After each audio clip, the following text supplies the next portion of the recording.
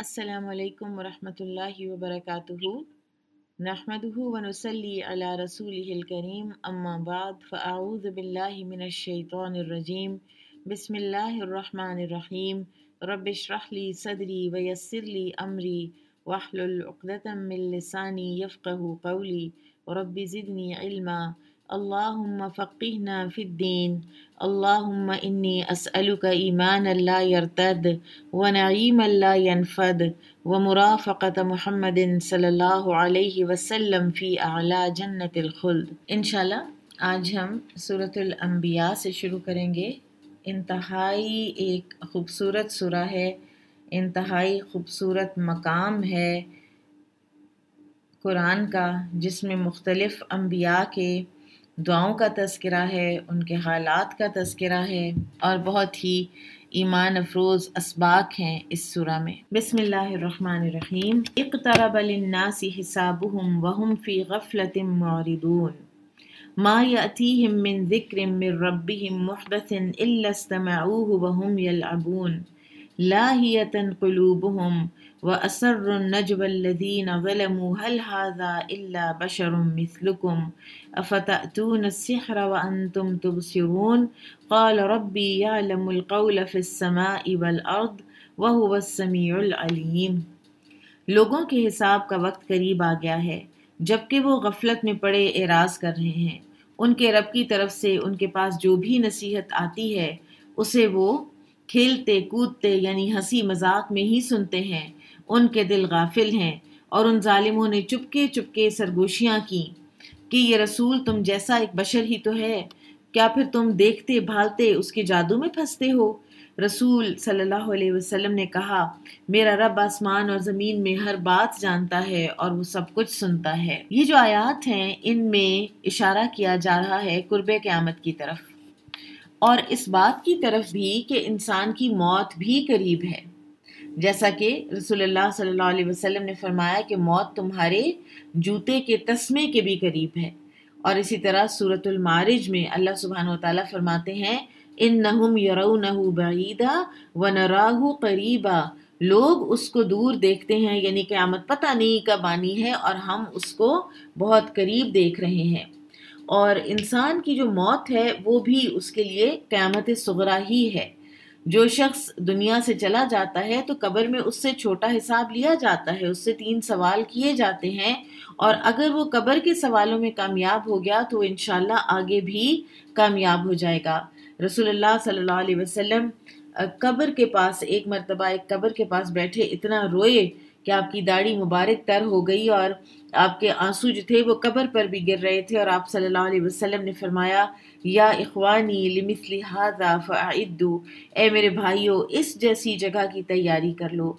और कब्र के सवाल जवाब के अलावा फिर क़यामत में बड़ा हिसाब भी होने वाला है और वो करीब आ लगा है और लोग उससे गफलत में हैं। जिसको पता ही ना हो कि उसका इम्तिहान कल आ पड़ा है, उसका इम्तिहान कल है, उसका फाइनल कल है और उसकी सारी आगे की ज़िंदगी का, जिसको हम कैरियर कहते हैं, जो अबदी ज़िंदगी का एक करियर है, वो सारे का सारा का उस इम्तिहान पे डिपेंड करता है और मुझे पता ही नहीं कि कल मेरा इम्तिहान है। तो आप सोचें कि मुझसे ज़्यादा खसारे वाला कौन होगा। और जब इंसान दुनिया छोड़कर चला जाता है तो कब्र के हिसाब किताब के बाद क़यामत के दिन जो हिसाब किताब होगा उसमें 5 बड़े अहम सवाल हैं, बहुत बड़े बड़े सवालात हैं। जवानी कहाँ गुजारी, माल कहाँ से कमाया, माल कहाँ खर्च किया, इल्म जो हासिल किया था उस पर अमल कितना किया और ज़िंदगी किन कामों में गुजारी।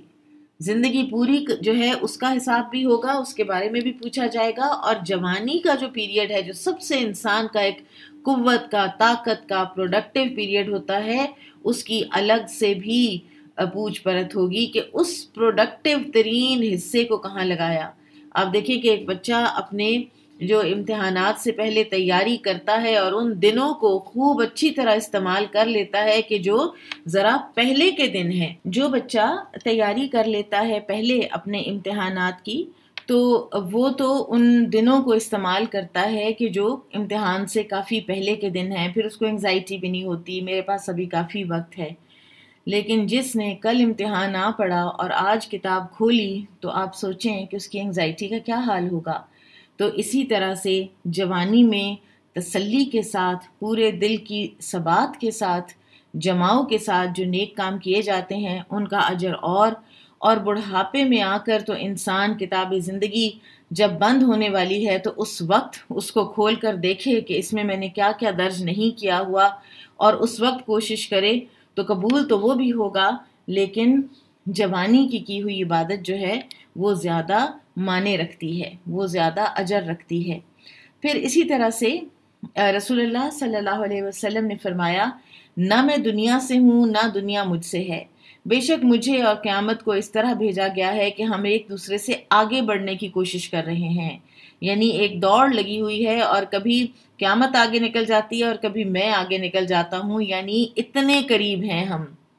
اور نبی صلی اللہ علیہ وسلم کے ساتھی سہل بن سعد سے روایت ہے کہ رسول اللہ صلی اللہ علیہ وسلم نے فرمایا، مجھے اور قیامت کو اس انگلی کی طرح بھیجا گیا ہے، یعنی آپ صلی اللہ علیہ وسلم نے اپنی شہادت کی انگلی اور ساتھ والی انگلی دونوں کو اکٹھا کر کے دکھایا۔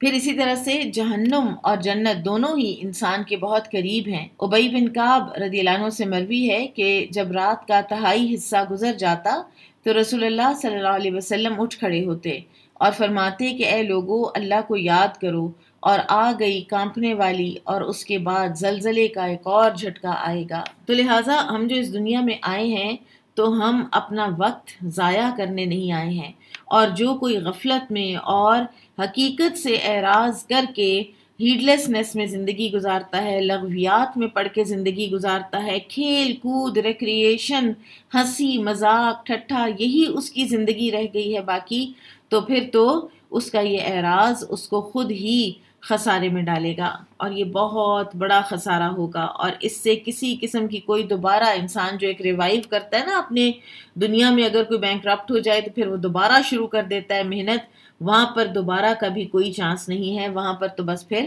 نتیجہ ہی نکلنا ہے۔ بلکہ انہوں نے کہا یہ اڑتے خواب ہیں، بلکہ اس نے جھوٹ کر لیا ہے، بلکہ وہ شاعر ہے، ورنہ اسے ہمارے پاس کوئی ایسی نشانی لانی چاہیے جیسے پہلے رسول بھیجے گئے تھے، ان سے پہلے کوئی بستی بھی جسے ہم نے ہلاک کیا ایمان نہیں لائی تھی، کیا پھر یہ ایمان لائیں گے؟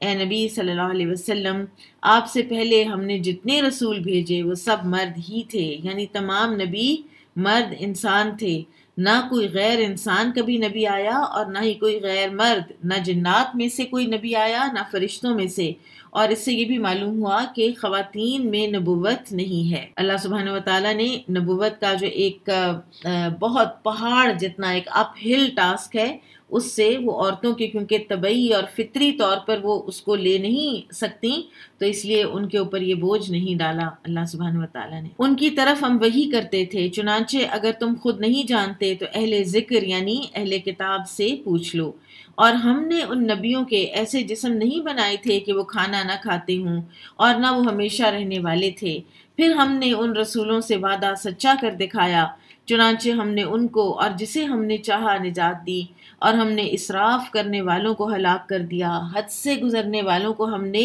ہلاک کر دیا۔ اور آگے ایک بہت ہی خوبصورت آیت ہے قرآن کے حوالے سے، لَقَدْ أَنزَلْنَا إِلَيْكُمْ كِتَابًا فِيهِ ذِكْرُكُمْ، بے شک ہم نے تمہاری طرف ایک کتاب نازل کی ہے، اس میں تمہارا ہی ذکر ہے، پھر بھی تم نہیں سمجھتے۔ فیہ ذکرکم، اس میں تمہارا ذکر ہے، میرا ذکر ہے، آپ کا ذکر ہے، اور ہمارے سے انسان سے پرٹیننگ ہر قسم کی جو بھی چیز ہمیں چاہیے، جو بھی ہمیں اپنی ہدایت کے لیے درکار ہے، جو بھی ہمیں اپنی دنیاوی زندگی، اپنی معاشرت، اپنی معیشت کے لیے درکار ہے، گھروں میں کیسے رہنا ہے، ہمارے اخلاق کیسے ہونے چاہیے، ہمارے اعمال کیسے ہونے چاہیے، ہمارے دینی معاملات، ہمارے دنیاوی، ہمارے اکنامک، ہر قسم کے معاملات کیسے ہونے چاہیے، یہ سب ہمیں اس کتاب کے اندر سے ملتا ہے۔ ہمارے قوانین کیسے ہونے چاہیے، یہ بھی ہمیں اس کتاب میں ملتا ہے۔ یعنی انسان سے ریلیٹڈ ہر ایسپیکٹ اس کتاب میں کور کر دیا گیا ہے، اللہ کی اس کتاب میں کور کر دیا گیا ہے۔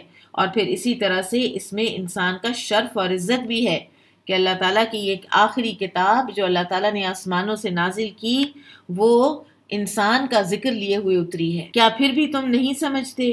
اور ہم نے کتنی ہی بستیاں تہس نہس کر دیں جو ظالم تھیں، اور ان کے بعد دوسری قومیں اٹھا کھڑی کیں۔ اب دیکھیے کہ جو قرآن ہے نا، اسی سے شرف حاصل ہوتا ہے، اور جو بستیوں والے اس قرآن کو ہلکا سمجھتے ہیں تو اللہ تعالیٰ ان کو تہس نہس بھی کر دیتے ہیں۔ قرآن کے فوراً بعد بعض بستیوں کے تہس نہس ہونے کی بات آئی ہے کہ اسی کے ذریعے سے عزت ملتی ہے، اور اسی کے انکار سے لوگ اور اقوام ذلت کا شکار ہوتی ہیں۔ ایک صحابی ہیں عامر بن واصلہ، وہ روایت کرتے ہیں عامر بن واصلہ کہ نافع بن عبد الحارث، یہ مدینہ اور مکہ کے راستے میں ایک منزل ہے عصفان، وہاں آ کر عمر رضی اللہ عنہ سے ملے، اور وہ حضرت عمر کا استقبال کرنے آئے تھے کیونکہ عمر رضی اللہ عنہ نے انہیں مکہ کا گورنر بنایا ہوا تھا۔ تو جب عمر رضی اللہ عنہ نے انہیں مکہ سے باہر دیکھا استقبال کے لیے تو پوچھا کہ آپ نے مکہ کے لوگوں پر اپنا نائب کسے مقرر کیا ہے؟ آپ دیکھیں ذرا حضرت عمر رضی اللہ عنہ کا سینس آف رسپانسبلٹی کہ اگر یہ مجھے ویلکم کرنے آ ہی گیا ہے تو پھر یہ بھی بتائے کہ پیچھے کون ہے مکہ کو دیکھنے والا۔ تو نافع نے جواب دیا ابن ابزا کو۔ تو عمر رضی اللہ عنہ نے پوچھا ابن ابزا کون ہے؟ تو نافع کہنے لگے ہمارے آزاد کردہ غلاموں میں سے ایک ہے۔ تو عمر رضی اللہ عنہ نے کہا کہ تم نے ان پر ایک آزاد کردہ غلام کو اپنا جانشین بنا ڈالا؟ تو نافع نے جواب دیا کہ وہ اللہ عز و جل کی کتاب کو پڑھنے والا ہے اور فرائض کا عالم ہے۔ تو عمر رضی اللہ عنہ نے کہا ہاں واقعی تمہارے نبی صلی اللہ علیہ وسلم نے فرمایا تھا اللہ تعالیٰ اس کتاب یعنی قرآن کے ذریعے بہت سے لوگوں کو اونچا کر دیتا ہے اور بہتوں کو اس کے ذریعے سے نیچے گرا دیتا ہے۔ علامہ اقبال کا شعر ہے نا کہ وہ زمانے میں معزز تھے مسلمان ہو کر، اور تم خوار ہوئے تارک قرآن ہو کر۔ پھر جب انہوں نے ہمارے عذاب کی آہٹ محسوس کی تو وہ لوگ وہاں سے بھاگنے لگے۔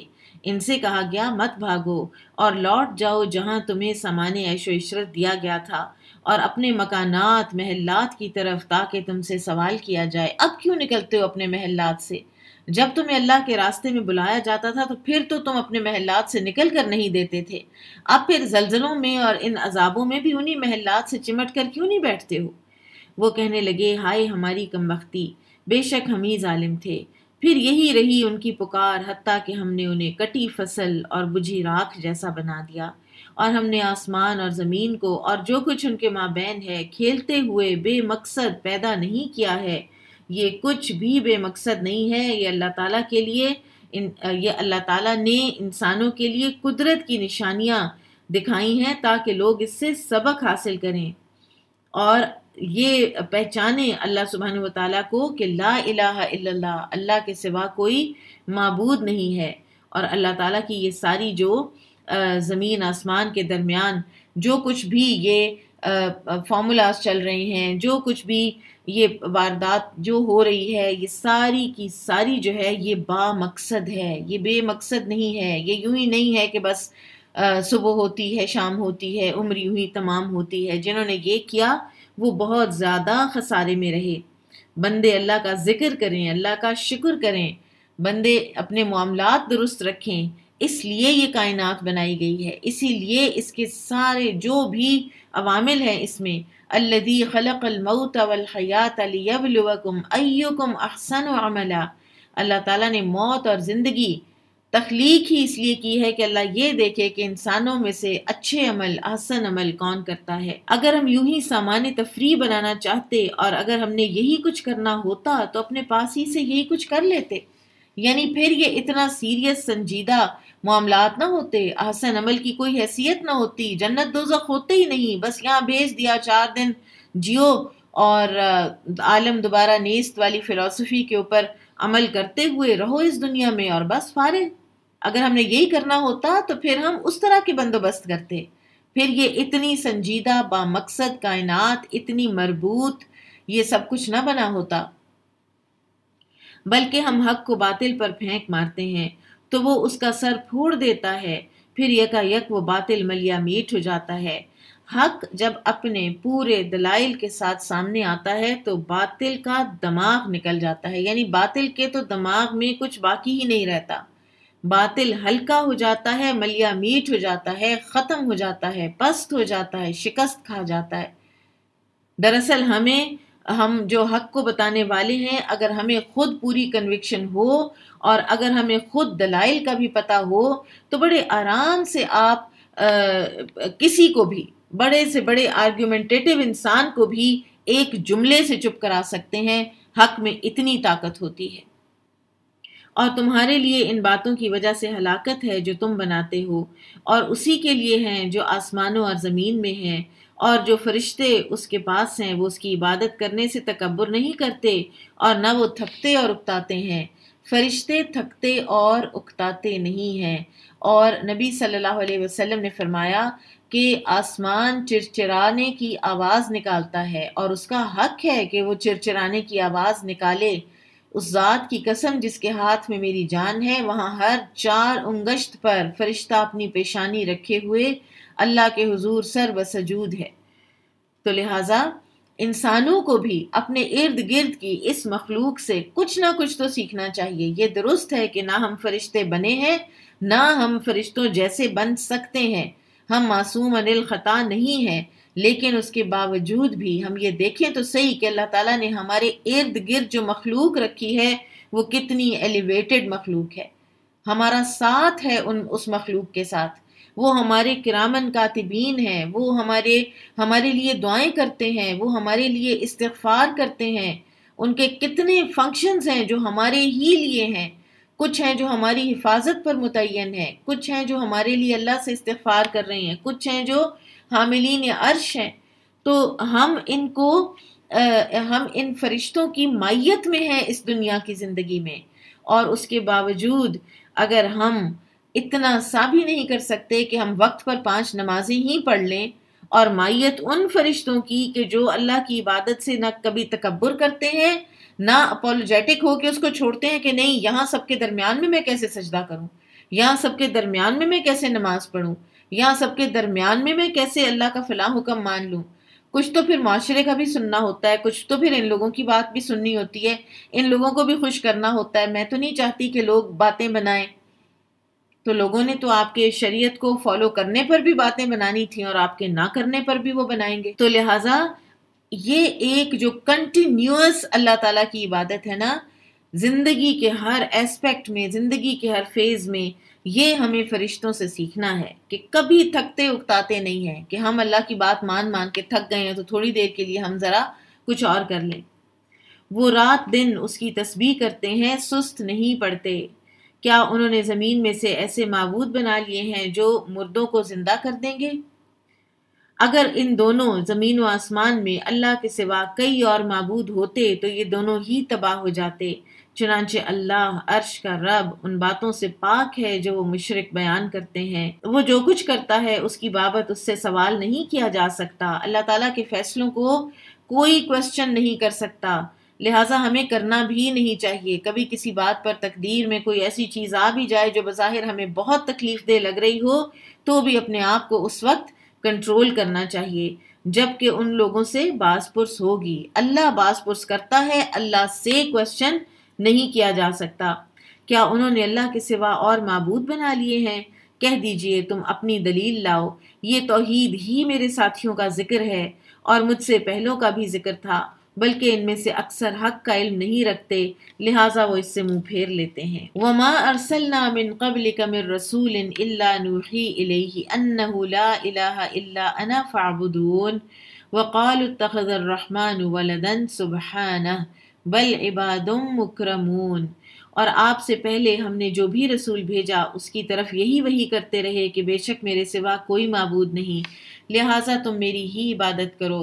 اور انہوں نے کہا رحمان نے اولاد بنائی ہے، یعنی اللہ کے ہر نبی جو پہلے آئے ہیں ان کا جو تعلیم تھی وہ توحید ہی تھی، اور ہر نبی اپنی امت کا پہلا مسلمان ہی تھا۔ اور یہ جو رحمان کے ساتھ اولاد منسوب کرنا ہے، یہ کسی بھی نبی کا کام نہیں، یہ کسی بھی نبی کی تعلیم نہیں ہے، یہ لوگوں نے خود بنا لیا ہے۔ اور انہوں نے کہا رحمان نے اولاد بنائی ہے، وہ اس سے پاک ہے، بلکہ وہ فرشتے تو اللہ کے معزز و مکرم بندے ہیں، وہ بات کرنے میں اس سے سبقت نہیں کرتے اور وہ اسی کے حکم پر عمل کرتے ہیں، وہ جانتا ہے جو کچھ ان کے آگے اور پیچھے ہے، اور وہ صرف اس کی سفارش کریں گے جس کے لیے اللہ پسند کرے گا۔ ہم اس غلط فہمی میں نہ رہیں کہ ہماری سفارش ہو جائے گی، فلاں فلاں کر دے گا یا فرشتے کر دیں گے۔ سفارش اسی کی ہو سکے گی جس کے لیے اللہ پسند کرے گا۔ اللہ پسند ہی نہیں کرے گا تو اس کے لیے کوئی سفارش کیسے کر سکے گا؟ کوئی نبی، کوئی ولی، کوئی فرشتہ۔ اور وہ اس کے خوف سے ڈرنے والے ہیں۔ اور ان میں سے جو یہ کہے کہ بے شک اللہ کے سوا میں بھی معبود ہوں، تو اسے ہم جہنم کی سزا دیں گے۔ ہم ظالموں کو اسی طرح سزا دیتے ہیں۔ فرشتہ بھی اگر کہہ لینا کہ میں معبود ہوں تو وہ بھی جہنم میں جائے۔ اتنا سینسٹیو یہ عقیدے کا معاملہ ہے۔ اور صرف یہ نہیں کہ ہم کسی کے آگے سجدہ ریز نہ ہوں اور کسی کے گھر کا طواف نہ کریں اللہ کے سوا، اس میں حلال اور حرام کی جو کیٹیگریز ہیں وہ اگر ہم کسی اور کو اس کا حق دے دیتے ہیں کہ وہ ہمیں بتائے گا کہ یہ حلال ہے اور یہ حرام ہے، اور وہ کلیش کرتا ہو شریعت سے اور ہم بات مانیں اس دوسرے کی، تو وہ بھی ہمارا رب ہے، وہ شرک ہے۔ اور یہ ہم سورہ توبہ میں پڑھ آئے ہیں پیچھے۔ کیا کافروں نے نہیں دیکھا، نہیں غور کیا کہ بے شک آسمان اور زمین باہم ملے ہوئے تھے، پھر ہم نے ان دونوں کو الگ الگ کر دیا۔ آپ دیکھیں کہ یہ جو بگ بینگ کی تھیوری کو ہم اتنا پروموٹ کیا جاتا ہے اور سائنس میں بچوں کو پڑھایا بھی جاتا ہے، تو اس کا کہا جا سکتا ہے کہ، اور ہو سکتا ہے کہ کل کو کوئی اور تھیوری آ جائے، لیکن قرآن اپنی جگہ پر موجود ہے کہ زمین و آسمان ملے ہوئے تھے اور پھر ہم نے ان دونوں کو الگ الگ کیا۔ ایک ماس تھا، پھر اس کے بعد اللہ تعالیٰ نے ان سب کو الگ الگ کیا۔ اور بگ بینگ کی تھیوری بھی یہی کہتی ہے کہ ایک دھماکہ ہوا تھا اور اس سے یہ ساری کہکشائیں اور ساری یہ ستارے اور سیارے اور بلیک ہولز اور کیا کیا چیزیں جو ہیں یہ بن گئیں، اور سٹار ڈسٹ سے پھر انسان بھی بن گیا۔ سبحان اللہ، سٹار ڈسٹ سے انسان بھی بن گیا، کیونکہ انسان کی تخلیق کو ایکسپلین نہیں کر پائے۔ اور کیونکہ اگر وہ یہ مان لیں کہ پہلا انسان اللہ سبحانہ وتعالیٰ کے ہاتھوں سے تخلیق کیا ہوا تھا، تو پھر تو اللہ کو ماننا پڑے گا، اور اگر اللہ کو ماننا پڑے تو پھر اللہ کی تو ایک کتاب بھی ہے، اللہ تعالیٰ کے تو ایک رسول ہے آخری صلی اللہ علیہ وسلم، اللہ تعالیٰ کی تو بھیجی ہوئی ایک شریعت ہے، ایک دین ہے، پھر تو اس کو ماننا پڑے گا۔ لہٰذا اسی چیز کا شروع ہی سے انکار کر دو اور کہہ دو کہ انسان بھی خود ہی بن گیا، حالانکہ نہ یہ کائنات خود بنی ہے۔ یہ بگ بینگ اگر ہم ایک حد تک مان بھی لیں، کیونکہ قرآن جو ہے وہ ایک یعنی بظاہر اس کی تائید کرتا نظر آتا ہے، تو اگر ہم مان بھی لیں تو بگ بینگ جو ہے وہ خود سے نہیں ہوا، اس کو کرنے والا اللہ تھا۔ صاف اللہ سبحانہ وتعالیٰ نے اس میں ہم کا متکلم کا صیغہ استعمال کیا ہے، کانتا رتقن ففتقناہما، ہم نے پھاڑا ان دونوں کو، ہم نے الگ الگ کیا ان دونوں کو، اور ہم نے پانی سے ہر زندہ شے بنائی۔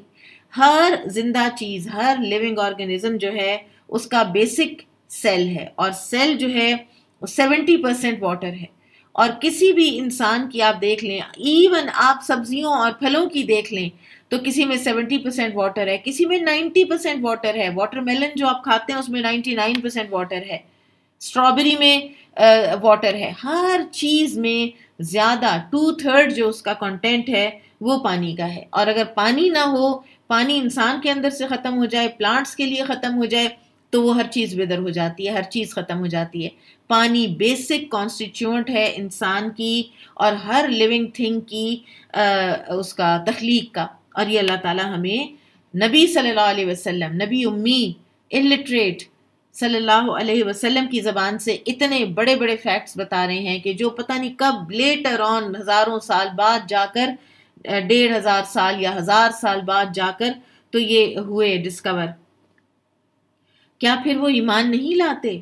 یہاں پر ایک اور لطیف نقطہ بھی بعض لوگوں نے ریز کیا ہے، اور وہ یہ کہ اللہ تعالیٰ یہ جو اس طرح کی باتیں ہیں جو سائنٹیفک لیول کی باتیں ہیں تو اس میں ایڈریس کرتے ہیں کفار کو، کیونکہ انہوں نے ہی اس طرح کی زیادہ ڈسکوریز بھی کرنی تھی، وہی اس چیز کو کوسچن بھی کرتے ہیں، اور وہی ان چیزوں کو ڈسکور کرنے کے بعد اللہ کا انکار بھی کرتے ہیں کہ تم کہتے ہو کہ بگ بینگ ہوا ہے، تو پھر یہ بھی تو بتاؤ نا کہ بگ بینگ کیا کس نے ہے، یہ فارمولا کس نے بنائے۔ کہ سورج کو کتنی ہیلیم دینی تھی، کتنی ہائیڈروجن دینی تھی، فلاں ستارے کو کتنی دینی تھی، زمین سے کتنا فاصلہ رکھنا تھا، کس سولر سسٹم میں کتنے سورج رکھنے تھے، کس میں کتنے پلانٹس رکھنے تھے، یہ کس نے فیصلے کیے ہیں؟ اور تم کہتے ہو یہ خود ہو گئے ہیں۔ اور ہم نے زمین میں پہاڑ بنائے تاکہ وہ ان کے ساتھ جھکنے نہ پائے، پہاڑ زمین کا بیلنس ہیں، اور ہم نے اس میں کھلی راہیں رکھیں تاکہ وہ لوگ راہ پائیں۔ کچھ تو سڑکیں ہم بناتے ہیں نا، وہ بھی جو کاریگری ہے وہ ساری اللہ تعالیٰ کی دی ہوئی ہے، اور اسی طرح سے کچھ راستے پگڈنڈیاں جو ہیں، پیچھے ہم نے پڑھا تھا کہ غار اللہ تعالیٰ نے بنائے ہیں، یہ سب ہمارے انسانوں کے لیے راستوں کے پہ چلنے کے لیے قدرتی راستے، قدرتی غار یہ اللہ تعالیٰ نے بنائے ہیں۔ بعض اوقات آپ کسی پہاڑ وغیرہ پہ جو لوگ یہ ٹریک اور ہائکنگ کے شوقین ہوتے ہیں تو نیچرل راستے، کتنے خوبصورت نیچرل راستے بنے ہوئے ہوتے ہیں۔ وہ کون ہستی ہے کہ جو وہاں پر ان درختوں کو جو ارد گرد اگے ہوئے ہیں وہاں پر ان درختوں کو اگنے سے روک دیتی ہے کہ یہاں راستہ بنانا ہے؟ اور ہم نے آسمان کو محفوظ چھت بنایا، آسمان ہمارے لیے محفوظ چھت ہے، اس سے اوپر عالم بالا میں جو کچھ ہو رہا ہے اس سے ہمیں پروٹیکٹ کیے ہوئے ہے، اور قیامت کے دن یہی محفوظ چھت جو ہے یہ ہٹ جائے گی۔ وَفُتِحَتِ السَّمَاءُ فَكَانَتْ أَبْوَابًا، اور آسمان جو ہے وہ کھول دیا جائے گا اور وہ ہو جائے گا دروازے ہی دروازے، پھر عالم بالا کی کسی چیز سے انسان پروٹیکٹ نہیں ہو سکے گا، جبکہ وہ اس آسمان کی نشانیوں سے منہ پھیر لیتے ہیں۔ اور وہی اللہ ہے جس نے رات اور دن اور سورج اور چاند کو پیدا کیا، سب اپنے اپنے مدار میں تیرتے پھرتے ہیں۔ آپ دیکھیں کہ لیٹر آن کیا کیا چیزیں جو ہیں، کیا کیا تھیریز پیش کی گئیں، سورج اسٹیشنری ہے اور زمین اس کے گرد گھوم رہی ہے، نہیں نہیں نہیں، زمین اسٹیشنری ہے، سورج یا چاند اس کے گرد گھوم رہے ہیں۔ پہلے دن اول روز اللہ سبحانہ و تعالیٰ نے اپنے نبی امی کو بتا دیا کہ ہر چیز اپنے اپنے آربٹ میں تیر رہی ہے۔ اور اے نبی صلی اللہ علیہ وسلم، ہم نے آپ سے پہلے بھی کسی بشر کو ہمیشہ کی زندگی نہیں دی، پھر اگر آپ مر جائیں تو کیا وہ ہمیشہ رہنے والے ہیں؟ یعنی یہ نبی صلی اللہ علیہ وسلم کو جو قتل کرنے کی دھمکیاں دیتے تھے اور پلانز کرتے تھے، تو اللہ تعالیٰ فرماتے ہیں کہ ٹھیک ہے، یعنی انبیاء اگر دنیا میں آتے ہیں تو ہمیشہ کی زندگی تو کسی نبی کو نہیں ملی، پہلے انبیاء بھی جو ہیں انہوں نے وفات پائی ہے، تو اگر یہ اپنے مقصد میں کامیاب اگر ہو گئے بالفرض، یا آپ طبعی جب آپ کی وقت آئے تو آپ دنیا سے تشریف لے جائیں، تو کیا انہوں نے پیچھے اس دنیا میں ہمیشہ رہنا ہے؟ یعنی آپ کو سین سے ہٹا کر تو کیا اس دنیا میں انہوں نے ہمیشہ ہمیشہ کے لیے رہ جانا ہے؟ اس لیے ہی اس دنیا کو نعوذ باللہ آپ کو ہٹا کر تو اپنی زندگی جو ہے اس کو پرسکون بنانا چاہتے ہیں، تو کیا انہوں نے یہیں رہ جانا ہے؟ ہر نفس موت کو چکھنے والا ہے، ہر کسی نے مرنا ہے، اور ہم تمہیں پرکھنے کے لیے برائی اور بھلائی سے آزماتے ہیں، اور آخر کار تمہیں ہماری ہی طرف پلٹنا ہے۔ بعض اوقات اللہ سبحانہ و تعالی غموں میں، مصائب میں مبتلا کر کے، اور کبھی کبھی دنیا کے وسائل زیادہ دے کر اپنے بندوں کو آزماتے ہیں، کبھی تنگی اور بیماری سے آزماتے ہیں، اور کبھی اللہ سبحانہ و تعالی خوشحالی سے آزماتے ہیں، کبھی فقر و فاقہ سے آزماتے ہیں، اور کبھی بہت کچھ فراوانی کھانے پینے کی دے کر آزماتے ہیں۔ اور وجہ کیا ہے؟ کہ تاکہ ہم دیکھیں، اللہ تعالیٰ دیکھے کہ کون شکر گزاری کرتا ہے اور کون ناشکرا ہوتا ہے، کون صبر کرتا ہے اور کون بے صبری کرتا ہے۔ بعض اوقات جب خوشحالی اور سکون اور اطمینان کا عرصہ لمبا ہو جائے، جو چاہیں وہ مل جائے، سب کچھ سمودلی چلتا رہے، تو یہ چیز انسان کو دھوکے میں ڈال دیتی ہے، اور انسان یہ سمجھتا ہے کہ سب کچھ ایسا ہی رہنا ہے۔ لیکن اللہ سبحانہ و تعالیٰ یہ جو چینج کرتے ہیں نا بعض اوقات حالات کو، تو وہ اس لیے کہ انسان اللہ تعالیٰ کے آگے جھکے۔ بہت زیادہ خوشحالی میں رہنے والے جو لوگ ہوتے ہیں وہ پھر چھوٹی چھوٹی چیزوں کو بھی بہت بڑی آزمائش جو ہے نا وہ سمجھ لیتے ہیں۔ وَإِذَا رَآكَ الَّذِينَ كَفَرُوا إِن يَتَّخِذُونَكَ إِلَّا هُزُوًا أَهَذَا الَّذِي يَذْكُرُ آلِهَتَكُمْ وَهُمْ بِذِكْرِ الرَّحْمَنِ هُمْ كَافِرُونَ۔ اور جب کافر آپ کو دیکھتے ہیں تو وہ آپ کو مذاق ہی کا نشانہ بناتے ہیں، کہتے ہیں کیا یہی ہے جو تمہارے معبودوں کا ذکر اہانت سے کرتا ہے، جبکہ وہ خود رحمان کے ذکر کے منکر ہیں، خود رحمان کا انکار کرتے ہیں، اور بودر ان کو یہ بات کرتی ہے کہ کوئی ہمارے معبودوں کے بارے میں کیسے کچھ کہہ سکتا ہے۔ انسان جلد بازی کی خمیر سے تخلیق کیا گیا ہے، میں جلد تمہیں اپنی نشانیاں دکھاؤں گا، لہٰذا تم مجھ سے جلدی کا مطالبہ نہ کرو۔ اور وہ مسلمانوں سے کہتے ہیں اگر تم سچے ہو تو یہ عذاب یا قیامت کا وعدہ کب پورا ہوگا؟ کاش کافر اس وقت کو جان لیں جب وہ اپنے چہروں سے آگ نہیں ہٹا سکیں گے اور نہ اپنی پشتوں سے، اور نہ ہی ان کی مدد کی جائے گی، بلکہ وہ قیامت اچانک ہی انہیں آلے گی، وہ ان کے ہوش کھو دے گی، پھر وہ اسے ٹال نہ سکیں گے اور نہ انہیں مہلت ہی دی جائے گی۔ اے نبی صلی اللہ علیہ وسلم، بلا شبہ آپ سے پہلے بھی رسولوں سے مذاق کیا گیا، پھر ان میں سے جن لوگوں نے مذاق اڑایا انہیں اس عذاب نے گھیر لیا جس کا وہ مذاق اڑاتے تھے۔ کہہ دیجئے رات اور دن میں کون تمہاری نگہبانی کرتا ہے رحمان کے عذاب سے؟ بلکہ وہ اپنے رب کے ذکر سے منہ موڑتے ہیں۔ کیا ہمارے سوا ان کے کوئی اور معبود ہیں جو انہیں بچاتے ہوں؟ وہ تو خود اپنی مدد بھی نہیں کر سکتے، اور نہ وہ ہم یعنی ہمارے عذاب ہی سے محفوظ ہیں، بلکہ ہم نے انہیں اور ان کے باپ دادا کو فائدہ دیا حتیٰ کہ ان پر طویل مدت گزر گئی، فائدوں اور خوشحالیوں کی طویل مدت گزر گئی، پھر وہ نہیں دیکھتے کہ بے شک ہم اس زمین کو اس کے اطراف سے گھٹا کر لاتے ہیں، یعنی کفر سمٹ رہا ہے، کیا پھر بھی وہی غالب آنے والے ہیں؟ یہی بات ہم سورہ رعد میں بھی پڑھا ہے۔ اللہ سبحانہ وتعالیٰ نے وہاں بھی فرمایا تھا کہ کیا وہ نہیں دیکھتے کہ ہم زمین کو اس کے کناروں سے گھٹاتے چلے آ رہے ہیں، اور اس کا معنی یہ کیا گیا ہے کہ کفر جو ہے وہ سکڑتا جا رہا ہے اور اسلام پھیلتا چلا جا رہا ہے، اور یہ بتدریج ہوتا ہے، یہ بڑے غیر محسوس طریقے سے ہوتا ہے، بڑے سٹل انداز سے ہوتا ہے، اور یہ اس وقت بھی ہو رہا ہے، اور یہ اپنا وقت لے گا، اور اللہ تعالیٰ اپنے کلمے کی سربلندی کر کے رہے گا، چاہے کفار کو کتنا ہی برا کیوں نہ لگے۔ کہہ دیجئے بس میں تو تمہیں وحی کے ساتھ ڈراتا ہوں، اور بہرے پکار کو نہیں سنتے جب انہیں ڈرایا جائے۔ دل کے کان جن کے بہرے ہوں وہ کیسے سنیں گے؟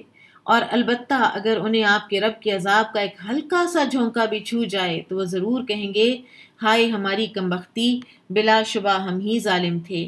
وَنَدَعُ الْمَوَازِينَ الْقِسْطَ لِيَوْمِ الْقِيَامَةِ فَلَا تُظْلَمُ نَفْسٌ شَيْئًا، اور ہم قیامت کے دن انصاف کے ترازو رکھیں گے، پھر کسی شخص پر کچھ ظلم نہ ہوگا، اور اگر رائی کے دانے کے برابر بھی عمل ہوگا تو ہم اسے تولنے کے لیے لے آئیں گے، اور ہم حساب کرنے والے کافی ہیں۔ اللہ تعالیٰ کے جو جائنٹ ترازو ہیں وہ بہت حساس، بہت سینسیٹیو، نیتوں کو تول لینے والے، انٹینجبل چیزوں کو بھی تول لینے والے، اور کئی نیکیاں ایسی بھی ہیں کہ جن کو ہم معمولی سمجھتے ہیں، لیکن اگر اخلاص کے ساتھ کی ہیں اور صرف اللہ کی رضا کے لیے کی ہیں تو کیا پتہ بہت بڑی بڑی نیکیوں سے ان کا وزن قیامت کے دن بڑھ جائے۔ وزن بہرحال ہر چیز کا ہوگا، بے وزن کون سی چیزیں ہوں گی جو غیر اللہ کے لیے کی گئی ہیں، چاہے وہ تہامہ کے پہاڑوں جتنی نیکیاں ہیں، یا جو وہ ریاکاری کی وجہ سے کرتا رہا، دوسروں سے اپریسیشن چاہتا رہا۔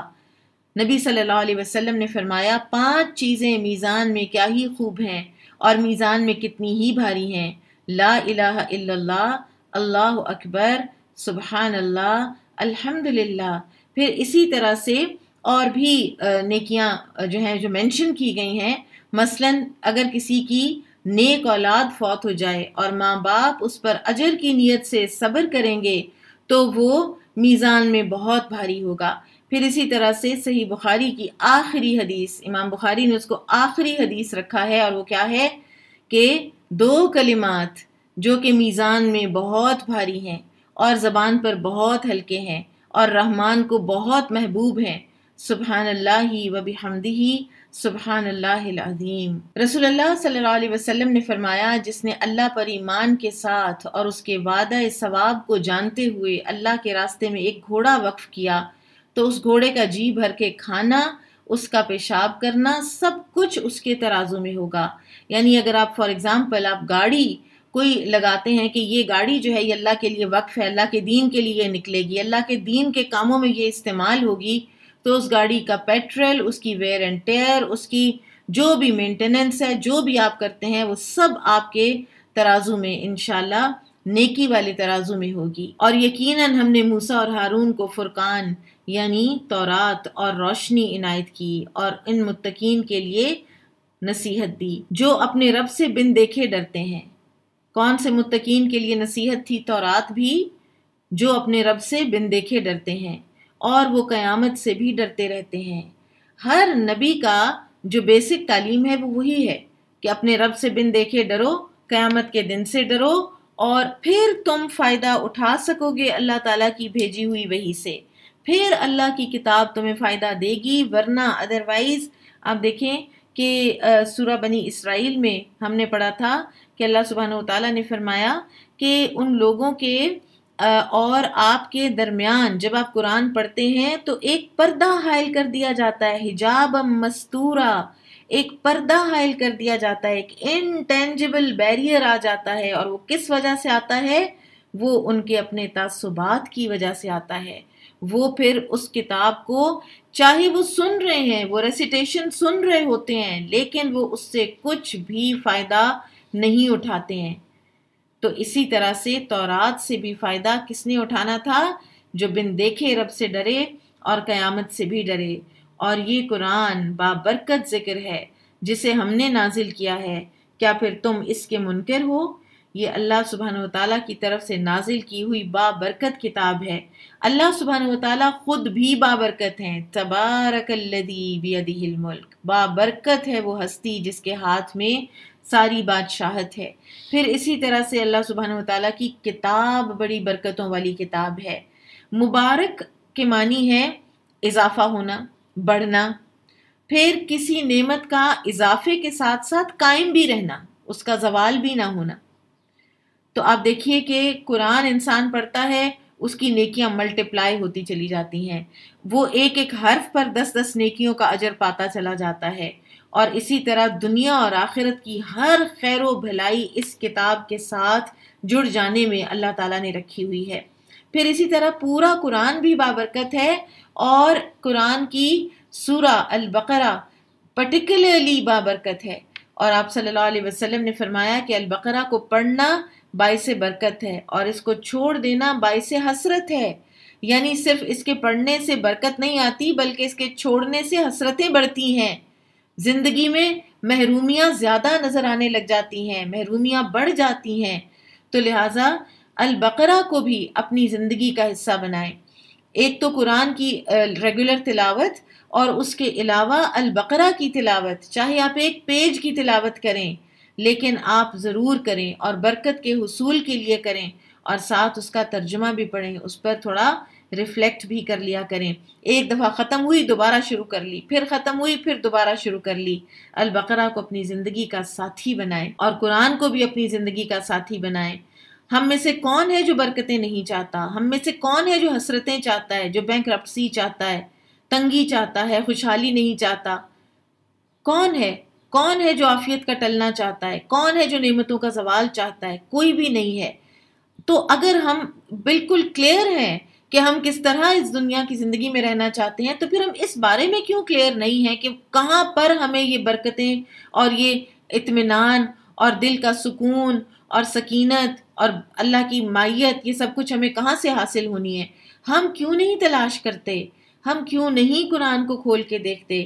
یہ ایک انتہائی حیرت انگیز بات ہے کہ ایک انسان کو اپنا مقصد بھی پتہ ہے، اور اس کے باوجود وہ یہ جاننے سے قاصر ہے، اور وہ جاننا چاہتا ہی نہیں ہے۔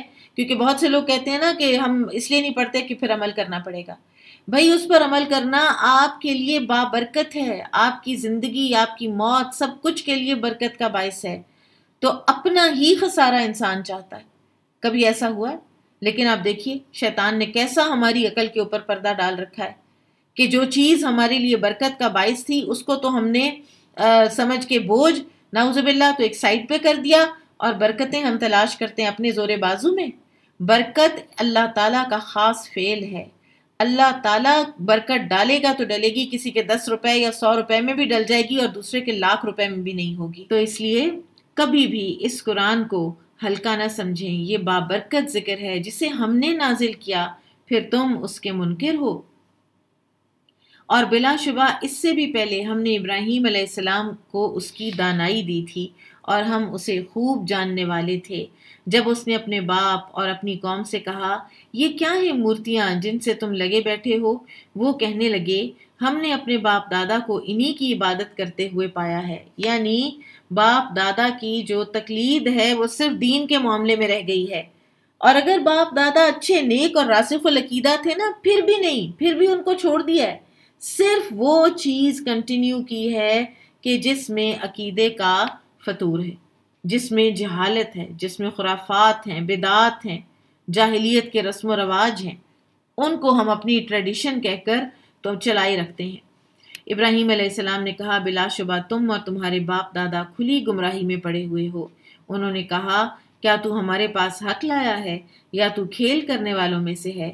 ابراہیم علیہ السلام نے کہا، بلکہ تمہارا رب آسمانوں اور زمین کا رب ہے، جس نے انہیں پیدا کیا ہے، اور میں اس پر تمہارے سامنے گواہی دیتا ہوں، اور اللہ کی قسم تمہارے جانے کے بعد میں ضرور تمہارے بتوں کا علاج کروں گا۔ یہ ایسے ہے جیسے دل میں عزم کیا ابراہیم علیہ السلام نے کہا، اور یا پھر آہستہ سے کہا، اللہ عالم، لیکن بہرحال پھر انہوں نے عملاً ایک اگزامپل سیٹ کر کے دکھائی کہ اگر تمہارے بت کچھ کر پاتے ہوتے تو پھر اپنے آپ کو بچا لیتے اس طرح ٹوٹنے سے۔ فَجَعَلَهُمْ جُذَاذًا إِلَّا كَبِيرًا لَهُمْ لَعَلَّهُمْ إِلَيْهِ يَرْجِعُونَ، چنانچہ اس نے ان کے بڑے بت کو چھوڑ کر باقی سب کو ٹکڑے ٹکڑے کر ڈالا تاکہ وہ اس کی طرف رجوع کریں۔ وہ کہنے لگے، کس نے ہمارے معبودوں کا یہ حال کیا ہے؟ بلا شبہ وہ ضرور ظالموں میں سے ہے۔ بعض کہنے لگے، ہم نے ایک نوجوان کو ان کا ذکر کرتے سنا ہے، ہم نے ایک نوجوان کو ان کا ذکر کرتے سنا تھا، اسے ابراہیم کہا جاتا ہے۔ انہوں نے کہا، پھر تم اسے لوگوں کے سامنے لے آؤ تاکہ وہ دیکھیں۔ انہوں نے پوچھا، پھر ابراہیم علیہ السلام کو لایا گیا، اے ابراہیم، کیا تو نے ہمارے معبودوں کا یہ حال کیا ہے؟ آپ سوچئے انسان کی مت ماری جائے تو کہہ رہے ہیں ہمارے معبود اور ان کا حال، ان کا یہ حشر تم نے کر دیا، تو پھر وہ معبود کس بات کے؟ ابراہیم علیہ السلام نے کہا، نہیں، بلکہ یہ کام ان کے اس بڑے نے کیا ہے، لہٰذا تم ان سے پوچھ لو اگر وہ بولتے ہیں۔ تو یہ ان کی ایک جو ہے نا ان کا جو انٹلیکٹ ہے اس کو اپیل کرنے کے لیے ابراہیم علیہ السلام نے ایسے کہا۔ پھر انہوں نے اپنے دل میں سوچا تو باہم کہنے لگے، بے شک تم ہی ظالم ہو۔ کہتا تو ابراہیم ٹھیک ہے، یہ اگر معبود ہوتے تو اپنے آپ کو بچا لیتے۔ پھر وہ شرمندگی کے مارے اپنے سر ڈال کر اوندے ہو رہے اور کہا، بلا شبہ تو جانتا ہے کہ یہ بت بولتے نہیں ہیں، یعنی ہم ان سے کیسے پوچھیں؟ یہ نہیں کہا کہ بلا شبہ تو جانتا ہے کہ یہ بت کسی کام کے نہیں اور ان کے پاس کوئی طاقت نہیں ہے، حالانکہ پتہ چل گیا تھا۔ بات صرف اتنی سی کی کہ یہ بولتے نہیں ہیں، تاکہ جو ابراہیم علیہ السلام کہہ رہے ہیں بس اس کو ہم ریفیوٹ کر دیں۔ ابراہیم علیہ السلام نے کہا کہ پھر تم اللہ کے سوا ان کی عبادت کرتے ہو جو تمہیں کچھ نفع نہیں دے سکتے اور نہ تمہیں نقصان دے سکتے ہیں؟ تف ہے تم پر اور ان پر جن کی تم اللہ کے سوا عبادت کرتے ہو، کیا پھر تم عقل نہیں رکھتے؟ انہوں نے کہا، اگر تم نے کچھ کرنا ہے تو ابراہیم کو جلا دو اور اپنے معبودوں کی مدد کرو۔ ہم نے کہا، یا نار کونی برداً وسلاما علی ابراہیم، اے آگ تو ابراہیم پر ٹھنڈی اور سلامتی والی ہو جا۔ سبحان اللہ، اللہ تعالیٰ آگ میں سے تاثیر نکال دیتے ہیں، اللہ تعالیٰ کچھ بھی کر سکتے ہیں اپنے بندے کے لیے۔ اور ایک اور روایت میں آتا ہے کہ اگر اللہ سبحانہ وتعالیٰ سلاما نہ کہتے تو آگ برف بن جاتی، یعنی وہ سلامتی پھر نہ بنتی، اور اسی طرح سے اگر علی ابراہیم نہ فرماتے تو یہ آگ پوری دنیا کے لیے ہمیشہ کے لیے ٹھنڈی ہو جاتی۔ تو اللہ تعالیٰ کے حکم اتنے اس پر مبنی ہوتے ہیں حکمت پر کہ کسی قسم کا کوئی ان میں نقصان کا اندیشہ تو ہوتا ہی نہیں ہے۔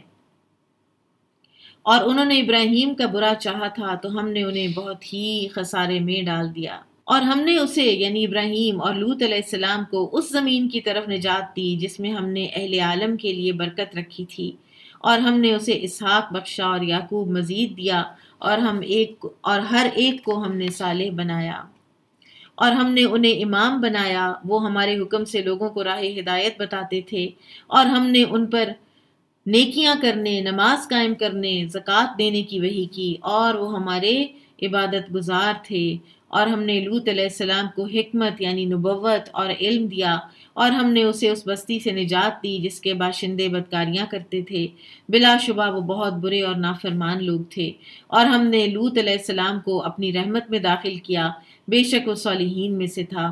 اور نوح علیہ السلام کو یاد کریں جب ان سب انبیاء سے پہلے اس نے ہمیں پکارا تو ہم نے اس کی دعا قبول کی، چنانچہ ہم نے اسے اور اس کے اہل یعنی مومنوں کو بہت بڑے غم سے نجات دی، اور ہم نے اس قوم کے خلاف اس کی مدد کی جس نے ہماری آیات کو جھٹلایا تھا، بے شک وہ برے لوگ تھے، لہٰذا ہم نے ان سب کو غرق کر دیا۔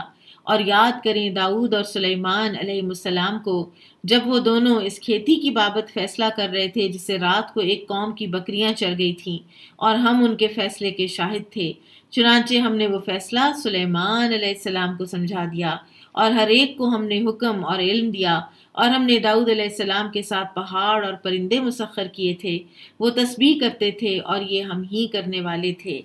داؤد اور سلیمان علیہ السلام جو ہیں یہ دونوں باپ بیٹے ہیں، اور دونوں ہی اللہ تعالیٰ کے بڑے برگزیدہ پیغمبر ہیں۔ ان کے پاس ایک کیس آیا تو داؤد علیہ السلام نے جو فیصلہ کیا اس سے بہتر فیصلہ سلیمان علیہ السلام نے کیا تھا، کہ ایک کھیت جو تھا اس کی بکریاں، ایک دوسرے آدمی کی بکریاں ایک کھیت چر گئیں، تو داؤد علیہ السلام کا فیصلہ تھا کہ بکریاں کھیت والے کو دے دی جائیں، سلیمان علیہ السلام کا فیصلہ تھا کہ بکریاں کھیت والے کو اس وقت تک دے دی جائیں جب تک کہ کھیت دوبارہ اپنے زندگی میں نہیں آ جاتا، دوبارہ سے ریوائیو نہیں ہو جاتا۔ تو اللہ تعالیٰ نے سلیمان علیہ السلام کے فیصلے کو پسند فرمایا، اور اس سے یہ پتہ چلتا ہے کہ فیصلہ بہرحال انصاف سے کرنا چاہیے، دوسرے کی بات کو غور سے سننا چاہیے، اور بعض اوقات ہم سے تجربے میں اور عمر میں چھوٹے لوگ زیادہ بہتر دیکھ سکتے ہیں سچویشن کو اور زیادہ بہتر فیصلہ کر لیتے ہیں، لہٰذا ان کی بات کو بھی غور سے سننا چاہیے۔ اور اس آیت کے بارے میں حسن البصری کہتے ہیں کہ اللہ تعالیٰ نے سلیمان علیہ السلام کی تعریف کی اور داؤد علیہ السلام پر ملامت نہیں کی۔ اور عمرو بن العاص کہتے ہیں رضی اللہ عنہ کہ میں نے رسول اللہ صلی اللہ علیہ وسلم کو فرماتے ہوئے سنا کہ جب کوئی حاکم یا قاضی اپنے اجتہاد سے کوئی فیصلہ کرتا ہے اور پھر یہ فیصلہ صحیح ہوتا ہے تو اسے دگنا اجر ملتا ہے، اور اگر قاضی فیصلہ کرتے وقت اجتہاد کرے اور غلط کر جائے جبکہ نیت اس کی ٹھیک ہو تو اسے صرف ایک اجر ملے گا، یعنی پھر بھی سزا نہیں ملتی، اجر ملتا ہے۔ اور داؤد علیہ السلام کے ساتھ پہاڑ اور پرندے مسخر کیے تھے، وہ تسبیح کرتے تھے اور یہ ہم ہی کرنے والے تھے۔ داؤد علیہ السلام کے ساتھ یہ تسبیح ہوتی تھی، اور ہم نے اسے تمہارے لیے زرہ کی صنعت سکھائی تھی۔ داؤد علیہ السلام ایک بڑے محنتی، اپنے ہاتھوں سے زرہ بنانے والے، آپ دیکھیں آسان نہیں ہوتا، انسان تھے، تاکہ تمہاری لڑائی کی تکلیف سے تمہیں بچائے۔ پھر کیا تم شکر کرنے والے ہو؟ آپ دیکھیں ہمارے ہاں جو یہ دین اور دنیا کو الگ کر دیا گیا، اور پھر ایک وہ ہے کہ جو خانقاہ میں بیٹھ کے تو تسبیحات کرتا رہتا ہے، ٹھیک ہے، اور دوسرا وہ ہے کہ جو جنگیں لڑتا ہے۔ لیکن ہمیں یہاں سے کیا پتہ چل رہا ہے کہ وہی انسان تسبیحات کرتا ہے، وہی انسان جنگیں بھی لڑتا ہے۔ اور ہم نے سلیمان علیہ السلام کے لیے تند و تیز ہوا مسخر کر دی، وہ اس کے حکم سے اس سرزمین کی طرف چلتی تھی جس میں ہم نے برکت دی تھی، اور ہم ہر چیز کو خوب جانتے ہیں۔ وَمِنَ الشَّيَاطِينِ مَن يَغُوصُونَ لَهُ وَيَعْمَلُونَ عَمَلًا دُونَ ذَلِكَ وَكُنَّا لَهُمْ حَافِظِينَ، اور کچھ شیطان بھی تابع کیے تھے جو اس کے لیے سمندر میں غوطہ لگاتے اور اس کے علاوہ بھی کئی کام کرتے تھے، اور ہم ہی ان کے نگران تھے۔ وَأَيُّوبَ إِذْ نَادَى رَبَّهُ أَنِّي مَسَّنِيَ الضُّرُّ وَأَنْتَ أَرْحَمُ الرَّاحِمِينَ، اور یاد کریں ایوب کو جب اس نے اپنے رب کو پکارا، اور کیا پکارا بھی اتنی لمبی بیماری، 17-18 سال کی انتہائی ایک تکلیف دہ سکن ڈیزیز، اور جب اللہ سبحانہ وتعالیٰ سے پکارتے ہیں تو بس صرف اتنا، انی مسنی الضر وانت ارحم الراحمین، یا اللہ مجھے تکلیف پہنچی ہے اور تو ارحم الراحمین ہے۔ چنانچہ ہم نے اس کی دعا قبول کی، اور جو تکلیف اسے تھی اس کو ہم نے دور کر دیا، اور ہم نے اسے اس کے اہل و عیال بھی دیے، اور اپنی مہربانی سے ان کے ساتھ اتنے ہی اور بھی عطا کیے تاکہ یہ عبادت گزاروں کے لیے نصیحت ہو۔ قرآن مجید میں ایوب علیہ السلام کو صابر کہا گیا ہے، اور اس کا مطلب یہ ہے کہ انہیں سخت آزمائشوں میں ڈالا گیا جن میں انہوں نے صبر کا اور شکر کا دامن ہاتھ سے نہیں چھوڑا۔ اور کیا تکلیفیں تھیں ان کی کوئی مستند تفصیل تو نہیں ملتی، لیکن قرآن کے بیان سے ہمیں معلوم ہوتا ہے کہ اللہ تعالیٰ نے ان کو مال و دولت جو ہے دنیا کا اور اولاد ہر چیز سے نواز رکھا تھا، اور پھر اللہ تعالیٰ نے مال و دولت بھی چھین لی، اولاد بھی چھین لی اور صحت بھی چھین لی، اور یہ بیماریوں میں گھر کر رہ گئے، اور 18 سال کی کہا جاتا ہے کہ آزمائشوں کے بعد اللہ تعالیٰ نے ان کی دعا قبول کی اور ان کو بہت سی چیزیں ان کی پہلے سے بھی زیادہ واپس ان کی دلوائیں، اور یہ سب ان کے صبر کی بنیاد پر تھا، اور یہ سب ان کے دعا میں عاجزی اور انکساری کی بنیاد پر تھا۔ انی مسنی الضر وانت ارحم الراحمین، چنانچہ ہم نے اس کی دعا قبول کی اور جو تکلیف اسے تھی اس کو ہم نے دور کر دیا، اور ہم نے اسے اس کے اہل و عیال بھی واپس کیے، اور اپنی مہربانی سے ان کے ساتھ اتنے ہی اور بھی عطا کیے تاکہ یہ عبادت گزاروں کے لیے نصیحت ہو۔ اللہ سبحانہ وتعالی جس شخص کے ساتھ بھلائی کا ارادہ کرتے ہیں تو اسے بیماری میں مبتلا کر دیتے ہیں، یہ حدیث ہے۔ اسی طرح سے نبی صلی اللہ علیہ وسلم نے فرمایا کہ بے شک اللہ کسی قوم سے محبت کرتا ہے تو انہیں آزمائش میں مبتلا کر دیتا ہے، پھر جو کوئی اس پر صبر کرتا ہے اسے صبر ملتا ہے، اور جو کوئی جزا فضا کرتا ہے تو اسے جزا فضا ہی ملتی ہے۔ اور اسماعیل، ادریس اور ذوالکفل کو یاد کریں، یہ سب صابر تھے اور ہم نے انہیں اپنی رحمت میں داخل کیا، بے شک وہ صالحین میں سے تھے۔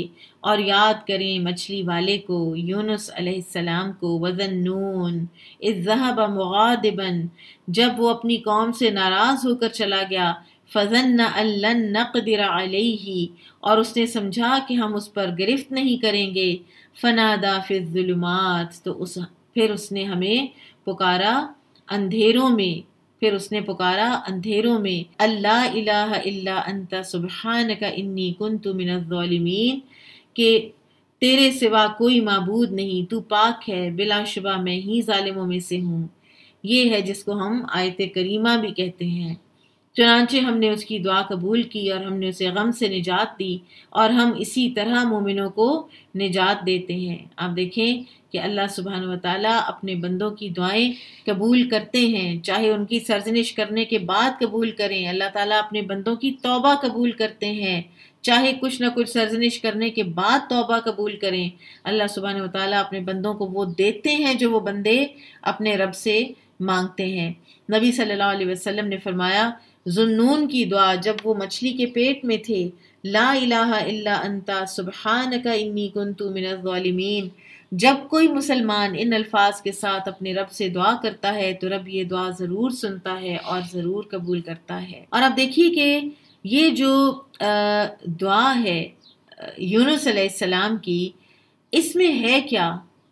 اس میں ہیوملٹی ہے، اس میں ڈر ہے، اس میں کوئی جسٹیفیکیشن نہیں ہے اپنے گناہ کی، صرف یہ انی کنت من الظالمین، یا اللہ قصور سارے کا سارا میرا ہے، لا الہ الا انت، توحید کا سب اعلان، تیرے سوا کوئی الہ نہیں، سبحانک، یا اللہ تو پاک ہے، تو نے کوئی میرے ساتھ زیادتی نہیں کی مجھے مچھلی کے پیٹ میں ڈال کے، تو پاک ہے اس سے کہ تو کسی پہ ظلم کرے، تیرا فیصلہ درست ہے، میں ہوں اسی قابل کہ اس وقت تو مجھے مچھلی کے پیٹ میں ڈالتا۔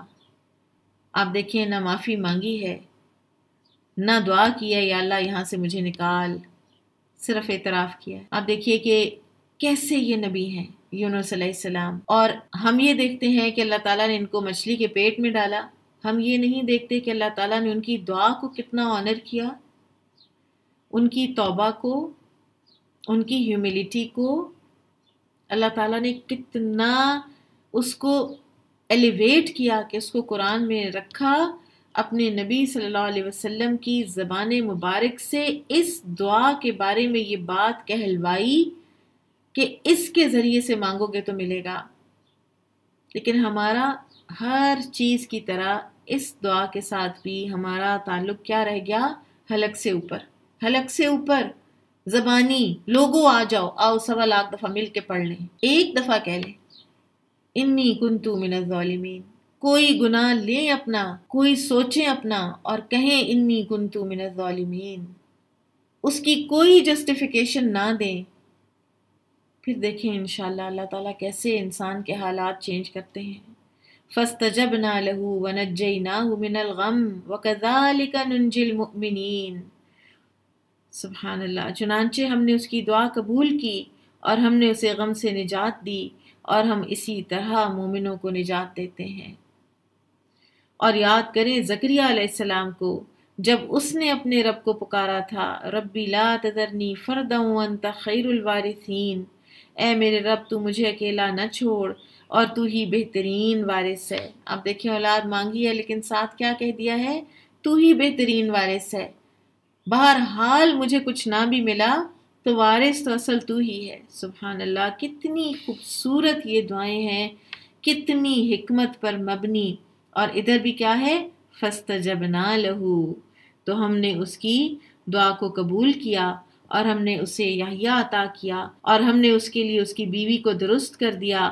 بے شک یہ انبیاء، اب یہاں پر ان کی جو اتنی وسائل سے بہت ابو دعاؤں کی قبولیت کا جو انداز ہے اس کی وجہ بتائی جا رہی ہے اور ہمارے بھلے کے لیے بتائی جا رہی ہے، صرف اس لیے نہیں بتائی جا رہی کہ ہم کہیں اچھا نبی ایسے ہوتے ہیں، یہ اس لیے نہیں بتائی جا رہی، یہ اس لیے بتائی جا رہی ہے کہ اپنی دعائیں قبول کروانی ہے اور انہی الفاظ میں مانگنا بھی ہے تو ان جیسے کردار بھی اپنے اندر پیدا کرو۔ اور پہلا کردار کیا ہے؟ انہم کانوا یسارعون فی الخیرات، وہ نیکی کے کاموں میں جلدی کرتے تھے، وہ نیکیوں میں سبقت لے جانے والے تھے، ان کو نیکی کا کوئی کام ملتا تھا وہ اس کو کر ڈالتے تھے۔ آپ دیکھیں موسیٰ علیہ السلام، ان کو نیکی کا ایک کام ملا، انہوں نے لڑکیاں دیکھی، ان کی بکریاں ہیں، وہ انہوں نے دیکھا ہے کہ یہ کیا ان کے ساتھ زیادتی ہو رہی ہے نا، یہ کھڑی ہیں بیچاری پیچھے، ان کا وہ نہ چراتے، وہ نہ لے جاتے، وہ نہ پانی پلاتے، ان کے اوپر کچھ بھی گناہ نہیں ہونا تھا۔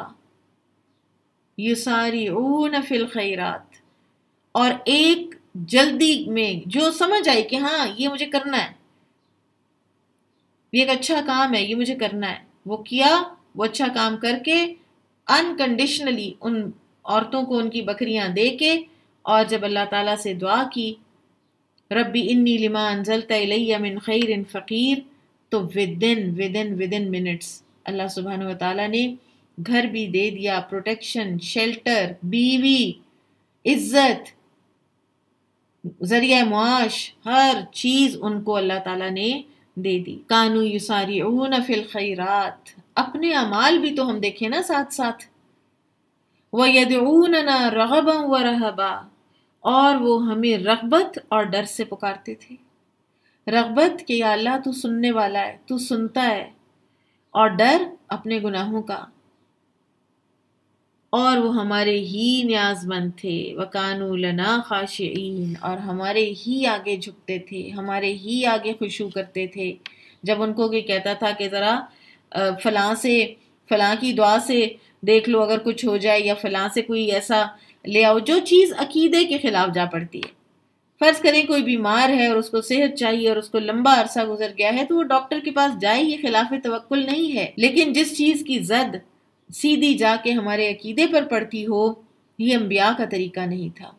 اور اس صاف ستھری زندگی، نیکیوں سے بھری ہوئی زندگی کی وجہ سے ان کی دعائیں اتنی پھر قبول بھی ہوئیں۔ والتی احسنت فرجہا فنفخنا فیہا من روحنا وجعلناہا وابنہا آیۃ للعالمین، اور اس عورت کو یاد کریں جس نے اپنی عفت و عصمت کی حفاظت کی تھی، پھر ہم نے اس میں اپنی روح پھونک دی اور اسے اور اس کے بیٹے عیسیٰ کو اہل عالم کے لیے عظیم نشانی بنا دیا۔ بلا شبہ یہ تمہارا دین ایک ہی دین ہے اور میں تمہارا رب ہوں، لہٰذا تم میری ہی عبادت کرو۔ اور انہوں نے اپنا دین باہم ٹکڑے ٹکڑے کر ڈالا اور بالآخر سب ہماری ہی طرف لوٹیں گے۔ چنانچہ جو بھی نیک عمل کرے اور وہ مومن بھی ہو تو اس کی کوشش کی ناقدری نہ ہوگی، اور بے شک ہم اس کے عملوں کو لکھ رہے ہیں۔ اور ہر بستی جسے ہم نے ہلاک کیا ہے اس پر لازم ہے کہ اس کے باشندے دنیا کی طرف نہیں لوٹیں گے، حتیٰ کہ جب یاجوج اور ماجوج کھول دیے جائیں گے اور وہ ہر بلندی سے تیزی سے دوڑتے آئیں گے اور سچا وعدہ یعنی یوم قیامت قریب آ پہنچے گا۔ تب کافروں کی آنکھیں پھٹی کی پھٹی رہ جائیں گی اور وہ کہیں گے ہائے ہماری کمبختی، ہم اس سے غفلت میں رہے بلکہ ہم ہی ظالم تھے۔ بے شک تم اور جن کی تم اللہ کے سوا عبادت کرتے ہو جہنم کا ایندھن ہے، تم اس پر وارد ہونے والے ہو۔ اگر یہ واقعی معبود ہوتے تو اس پر وارد نہ ہوتے، اور وہ سب ہمیشہ جہنم میں رہیں گے۔ اس میں ان کے لیے چیخنا چلانا ہوگا اور وہ اس میں کچھ نہ سن پائیں گے۔ بے شک جن لوگوں کے لیے ہماری طرف سے پہلے ہی نیکی اور بھلائی مقدر ہو چکی ہے وہ اس سے دور رکھے جائیں گے، وہ اس کی آہٹ بھی نہ سنیں گے اور وہ اپنی دل پسند نعمتوں میں ہمیشہ رہیں گے۔ بڑی گھبراہٹ انہیں غمگین نہیں کرے گی۔ یہ جو بڑی گھبراہٹ ہے یہ غمگین نہیں کرے گی، اور جو اہل جنت ہیں ان پر جو حشر کا اور اتنا سخت جو وقت ہے وہ بھی ایسے ہوگا کہ جیسے کیلولہ کا وقت ہے، آرام کا وقت ہے۔ اس سے بڑھ کر ان کو اس میں کوئی گھبراہٹ نہیں ہوگی۔ اور فرشتے ان سے یہ کہہ کر ملیں گے، یہ ہے تمہارا وہ دن جس کا تم سے وعدہ کیا جاتا تھا، جس دن ہم آسمان کو لکھے ہوئے کاغذ کی طرح لپیٹ دیں گے، جیسے سکرول، جیسے تھان لپیٹا جاتا ہے نا، اسی طرح سے یہ جو آسمان ہے یہ اسٹریچ ہوا ہوا ہے۔ یہ ایک سائیڈ سے جب اپنی حد کو پہنچ جائے گا اسٹریچ ہوتا ہوتا تو پھر یہ واپس کو پلٹے گا، سکرول بیک ہوگا۔ ٹریول بیک ان ٹائم بھی کہتے ہیں کہ اس سے ایکسپلین ہوتا ہے۔ بہرحال وہ سکرول بیک، وہ رول بیک کرے گا اور وہ لپیٹ دیا جائے گا، اور عالم بالا کے اور ہمارے درمیان سے یہ آسمان کا پردہ ہٹ جائے گا۔ جس طرح ہم نے تخلیق کی ابتدا کی تھی اسی طرح ہم پھر اس کا اعادہ کریں گے، یہ ہمارے ذمہ وعدہ ہے، بے شک ہم اسے پورا کرنے والے ہیں۔ اور بلا شبہ ہم زبور میں نصیحت کے بعد یہ لکھ چکے ہیں کہ بے شک میرے نیک بندے زمین کے وارث ہوں گے۔ بلا شبہ اس میں ہمارے عبادت گزار بندوں کے لیے بہت بڑی اطلاع ہے۔ اور اے نبی صلی اللہ علیہ وسلم، ہم نے آپ کو تمام جہان والوں کے لیے رحمت بنا کر ہی بھیجا ہے۔ کہہ دیجئے میری طرف تو صرف یہ وحی کی جاتی ہے کہ بس تمہارا معبود ایک ہی ہے، پھر کیا تم مسلمان ہو؟ پھر اگر وہ منہ موڑیں تو کہہ دیجئے میں نے تمہیں یکساں طور پر خبردار کر دیا ہے، اور میں نہیں جانتا کہ جس کا تمہیں وعدہ دیا جاتا ہے وہ قریب ہے یا بعید۔ بے شک اللہ پکار کر کہی ہوئی بات کو بھی جانتا ہے، اور جو تم چھپاتے ہو اس کو بھی جانتا ہے۔ اور میں نہیں جانتا، شاید یہ تاخیر عذاب تمہارے لیے آزمائش اور ایک وقت تک تمہیں مزے کرانا ہو۔ رسول اللہ صلی اللہ علیہ وسلم نے کہا، اے میرے رب، حق کے ساتھ فیصلہ فرما، اور ہمارا رب نہایت مہربان ہے۔ وَرَبُّنَا الرَّحْمَنُ الْمُسْتَعَانُ عَلَى مَا تَصِفُونَ، اور ہمارا رب نہایت مہربان ہے، جو باتیں تم بیان کرتے ہو ان پر وہی مدد مانگے جانے کے لائق ہے۔ سورۃ الحج، بسم اللہ الرحمن الرحیم۔ یا ایہا الناس اتقوا ربکم ان زلزلۃ الساعۃ شیء عظیم۔ اے لوگو اپنے رب سے ڈرو، بے شک قیامت کا زلزلہ بہت بڑی ہولناک چیز ہے۔ جس دن تم اسے دیکھو گے یہ حال ہوگا کہ ہر دودھ پلانے والی اپنے دودھ پیتے بچے سے غافل ہو جائے گی، اور ہر حمل والی اپنا حمل ڈال دے گی، اور آپ لوگوں کو نشے میں مدہوش دیکھیں گے، حالانکہ وہ نشے میں نہیں ہوں گے، لیکن اللہ کا عذاب بڑا ہی شدید ہوگا۔ اور کچھ لوگ ایسے ہیں جو اللہ کے بارے میں علم کے بغیر بحث کرتے ہیں۔ بھئی آپ معرفت تو حاصل کریں، آپ اللہ تعالیٰ کے بارے میں آ کے باتیں کرنے لگ گئے ہیں۔ آج اگر میں ڈاکٹری کے بارے میں باتیں کرنے لگ جاؤں، یا میں کوئی ایسا سبجیکٹ پڑھانے لگ جاؤں کہ جو مجھے آتا ہی نہیں ہے، تو کون مجھے رکھے گا، اور کون مجھے عقل مند سمجھے گا، اور کون مجھے قابل سمجھے گا، کون مجھے اہل سمجھے گا؟ یہ اور بات ہے کہ ہمارے ہاں نااہلوں کو عہدہ دیا جاتا ہے، لیکن بہرحال علم کے بغیر آپ اللہ تعالیٰ کی معرفت تو پہلے حاصل کریں، آپ اس کو جانیں تو صحیح، ایٹ لیسٹ اس کو 99 اس کے ایٹریبیوٹ سے پہلے جانیں، پہچانیں، پھر اس کے خلاف بحث کریں۔ میں آج کہوں کہ میڈیکل سائنس تو بڑی غلط چیز ہے تو چیر پھاڑ کے رکھ دیتے ہیں لوگوں کو، جب مجھے پتہ ہی نہیں ہے کہ یہ چیر پھاڑ آپریشنز انسانوں کے لیے زندگی کا سامان ہوتے ہیں، زندگی کی خوشخبری لے کر آتے ہیں۔ کسی انسان کا بائی پاس ہو رہا ہے، اس کی پسلیاں کاٹی جا رہی ہیں، اس کے کیا اس کا حشر کیا جائے، دل اٹھا کے باہر رکھا جا رہا ہے، ہم گھر بیٹھے یہ کہہ دیں کہ یہ بڑی غلط چیز ہے، ہمیں کون عقل مند کہے گا؟ اور صرف ایک اللہ کی ہستی ہے کہ جس کے بارے میں ہم بغیر علم کے بحث شروع کر دیتے ہیں۔ آپ پہلے پہچانیں نا اللہ تعالیٰ کو، اس کے 99 نیمز کی معرفت حاصل کریں، کسی اوتھینٹک کتاب کے ذریعے سے حاصل کریں، کسی اوتھینٹک اسکالر کے لیکچرز کے ذریعے سے حاصل کریں، اس کے بعد آپ کہیں کہ نہیں مجھے پھر بھی نہیں سمجھ آئی اور میں پھر بھی نہیں مانتا۔ اور وہ ہر سرکش شیطان کا اتباع کرتے ہیں۔ یہ شیطان کا ہتھ کنڈا ہے بہت بڑا، بغیر علم کے بات کرواتے رہنا۔ اس کی بابت لکھ دیا گیا کہ بے شک جو کوئی اس سے دوستی کرے گا تو یقیناً وہ اسے گمراہ کرے گا اور دوزخ کے عذاب کی طرف لے جائے گا۔ اے لوگو، اگر تم دوبارہ جی اٹھنے کے متعلق شک میں ہو تو تمہیں معلوم ہونا چاہیے کہ بلا شبہ ہم نے تمہیں مٹی سے پیدا کیا، پھر نطفے سے، پھر جمے ہوئے خون سے، پھر گوشت کے لوتھڑے سے۔ یہ وہی ہیں سٹیجز جو ہماری کریشن کی ہیں کہ جو آج الٹرا ساؤنڈ سے بھی پتہ چل جاتی ہیں۔ ایگزیکٹ یہی سٹیجز ہیں جن میں سے انسان کا ایمبریو گزرتا ہے، جو واضح شکل والا بھی ہوتا ہے اور غیر واضح ادھوری شکل والا بھی، تاکہ ہم تمہارے لیے اپنی قدرت و حکمت واضح کریں، اور ہم جس نطفے کے متعلق چاہیں اسے مقررہ مدت تک رحموں میں ٹھہراتے ہیں، پھر تمہیں مکمل بچہ بنا کر نکالتے ہیں تاکہ تم اپنی جوانی کو پہنچو، اور تم میں سے کوئی فوت کر دیا جاتا ہے اور تم میں سے کوئی ناکارہ عمر کی طرف لوٹایا جاتا ہے تاکہ وہ جاننے کے بعد کچھ بھی نہ جانے۔ اور آپ دیکھتے ہیں کہ زمین بنجر اور خشک پڑی تھی، پھر جب ہم نے اس پر پانی نازل کیا تو اس نے حرکت کی اور لہلہا اٹھی اور پھولی، اور اس نے ہر طرح کی خوشنما نباتات نکالی۔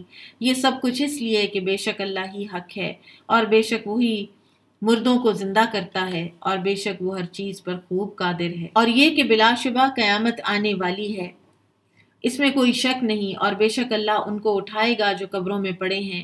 اور کچھ لوگ ایسے ہیں جو اللہ کے بارے میں بغیر علم، بغیر ہدایت اور بغیر روشن کتاب کے بحث کرتے ہیں۔ علم حاصل کریں، ہدایت دیکھیں ہدایت ہے کیا، مانگیں تو صحیح اللہ تعالیٰ سے ہدایت، اور اسی طرح سے اس روشن کتاب کو پڑھنے کے بعد اللہ کے خلاف بحثیں کریں تو پھر بات ہے، پھر آپ کوئی دلائل لائیں۔ کتنے ہی کانورٹس قرآن کیوں کھولا؟ اللہ کی کتاب کو ریفیوٹ کرنے کے لیے، اپنے انٹیلیکٹ پر بھروسہ رکھتے ہوئے، اور جیسے جیسے جیسے جیسے پڑھتے گئے ویسے ویسے پردے ہٹتے گئے، اور پھر یہ مسلمان ہو گئے، اور ایسے راسخ العقیدہ مسلمان ہوئے۔ ایک جو کانورٹ ہیں جیفری لینگ، انہوں نے بھی شروع کیا تھا اسلام کو ریفیوٹ کرنے کے لیے، اور مسلمان ہوئے، اور پھر انہوں نے کتاب لکھی اور انہوں نے کہا کہ میں جیسے جیسے قرآن کو پڑھتا تھا تو مجھے سمجھ آتی تھی کہ I am not reading the Quran, Quran is reading me. جو میرے ذہن میں ہوتا ہے اس کا جواب میں کتاب کھولتا ہوں تو مجھے وہ مل جاتا ہے۔ میں جس کوسچن کو لے کر اس دن کا سپارہ کھول کے بیٹھتا تھا اس سپارے میں میرے اس سوال کا جواب ہوتا تھا۔ تکبر کی وجہ سے حق سے پہلو تہی کرتے ہوئے تاکہ لوگوں کو اللہ کی راہ سے بہکائے، اس کے لیے دنیا میں رسوائی ہے اور یوم قیامت ہم اسے جلانے والا عذاب چکھائیں گے۔ حق کا انکار قرآن پڑھ لینے کے بعد صرف اور صرف تکبر کی وجہ سے ہوتا ہے۔ کہا جائے گا یہ اس کا بدلہ ہے جو تیرے دونوں ہاتھوں نے آگے بھیجا، اور بے شک اللہ اپنے بندوں پر ظلم کرنے والا نہیں ہے۔ اور لوگوں میں سے کوئی اللہ کی عبادت کرتا ہے کنارے شک پر، پتہ نہیں ہے یا نہیں ہے، آخرت پتہ نہیں ہے یا نہیں ہے، اس میں پتہ نہیں اجر ہے یا نہیں ہے، اتنا کرنے کی ضرورت ہے یا نہیں ہے۔ پھر اگر اسے بھلائی مل گئی تو اس پر مطمئن ہو گیا، اور اگر اسے کوئی آزمائش آ پڑی تو اپنے منہ کے بل الٹا پھر جاتا ہے۔ اس نے دنیا اور آخرت دونوں کا خسارہ اٹھایا، یہی کھلا خسارہ ہے۔ وہ اللہ کے سوا اسے پکارتا ہے جو اسے نہ نقصان پہنچا سکتا ہے اور نہ اسے نفع دے سکتا ہے، یہی ہے دور کی گمراہی۔ وہ اسے پکارتا ہے جس کا نقصان اس کے نفع سے زیادہ قریب ہے۔ بلا شبہ برا ہے وہ کارساز، اور بلا شبہ برا ہے وہ ساتھی۔ بے شک اللہ ان لوگوں کو جو ایمان لائے اور نیک عمل کرتے رہے ایسے باغوں میں داخل کرے گا جن کے نیچے نہریں جاری ہیں۔ بے شک اللہ جو چاہے وہی کرتا ہے۔ جو یہ سمجھتا ہو کہ اللہ دنیا اور آخرت میں ہرگز اس کی یعنی رسول صلی اللہ علیہ وسلم کی مدد نہ کرے گا، تو چاہیے کہ وہ آسمان تک رسی دراز کرے، پھر اسے کاٹ ڈالے اور دیکھے کہ کیا اس کی تدبیر اس کے غصے کو دور کرتی ہے۔ اور اسی طرح ہم نے اس قرآن کو واضح آیات کی شکل میں نازل کیا ہے، اور بے شک اللہ جسے چاہتا ہے اسے ہدایت دیتا ہے۔ بے شک جو لوگ ایمان لائے اور جو یہودی ہوئے اور سابئی یعنی بے دین اور نصارہ اور مجوسی اور وہ لوگ جنہوں نے اللہ کے ساتھ شرک کیا، بے شک اللہ ان کے مابین یوم قیامت فیصلہ کرے گا۔ یقیناً اللہ ہر چیز پر شاہد ہے۔ کیا آپ نے نہیں دیکھا کہ بے شک اللہ کو سجدہ کرتا ہے جو کوئی آسمانوں میں اور جو کوئی زمین میں ہے، اور سورج اور چاند اور ستارے اور پہاڑ اور درخت اور جانور اور بہت سے لوگ۔ انسان سارے نہیں، انسان بہت سے، اور بہت سوں پر اس کا عذاب ثابت ہو چکا ہے، وجہ ان کا سجدہ نہ کرنا، اور جسے اللہ ذلیل کرے اسے کوئی عزت دینے والا نہیں، بے شک اللہ جو چاہے کرتا ہے۔ سجدہ انسان کے درجات بلند کرتا ہے۔ رسول اللہ صلی اللہ علیہ وسلم کے آزاد کردہ غلام ثعبان سے ایک مرتبہ کسی نے پوچھا کہ آپ ہمیں کوئی ایسا عمل بتائیں کہ وہ ہمیں اللہ کے قریب کر دے، تو ان سے 3 بار جب یہی سوال کیا گیا تو ثعبان رضی اللہ عنہ نے کہا کہ میں نے یہ سوال رسول اللہ صلی اللہ علیہ وسلم سے کیا تھا، تو آپ نے فرمایا تم پر سب سے پہلے سجدہ لازم ہے، جب بھی تم سجدہ کرتے ہو تو اس کے ذریعے اللہ ایک درجہ بڑھا دیتا ہے اور ایک خطا معاف کر دیتا ہے۔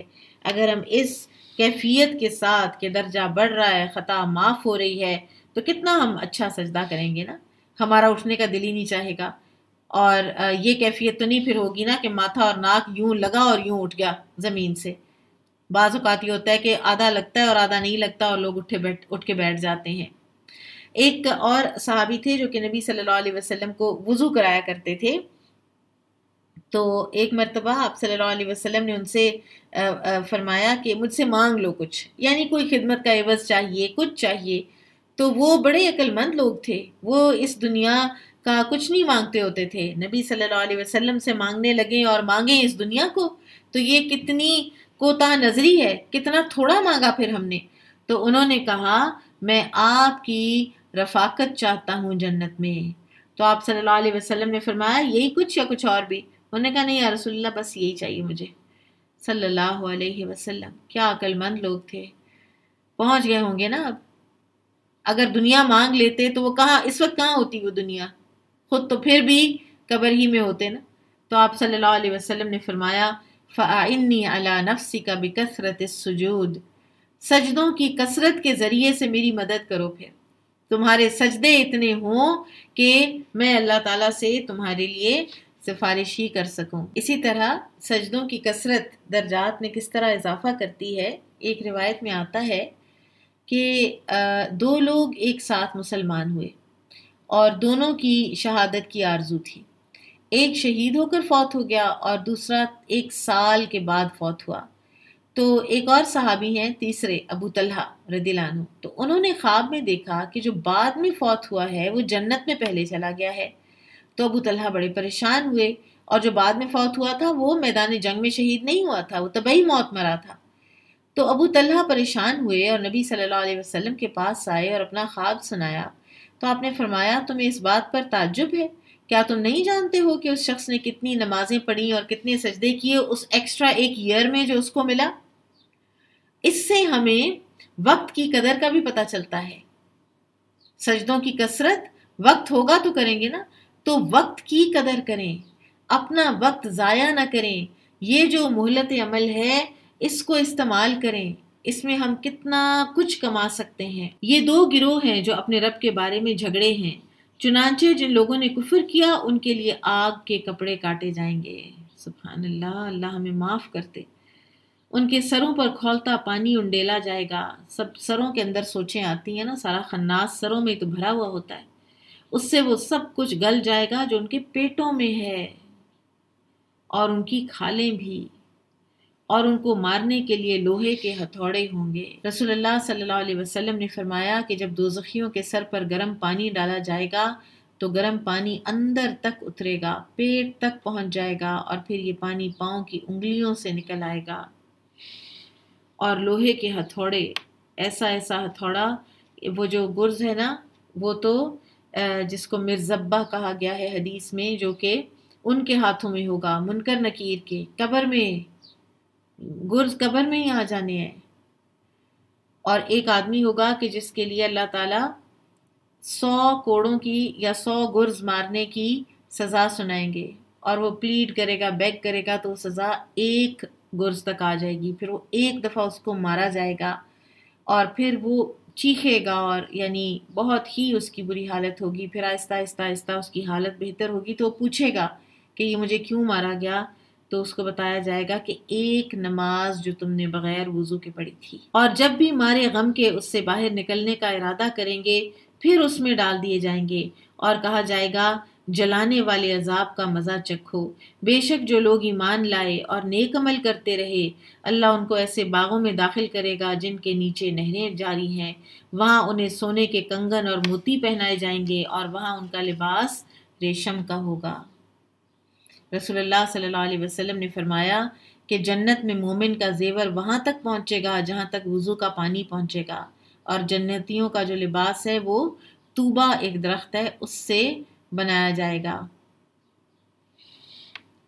اور دنیا میں انہیں پاکیزہ بات یعنی توحید کی ہدایت دی گئی تھی اور قابل تعریف اللہ کی راہ دکھائی گئی۔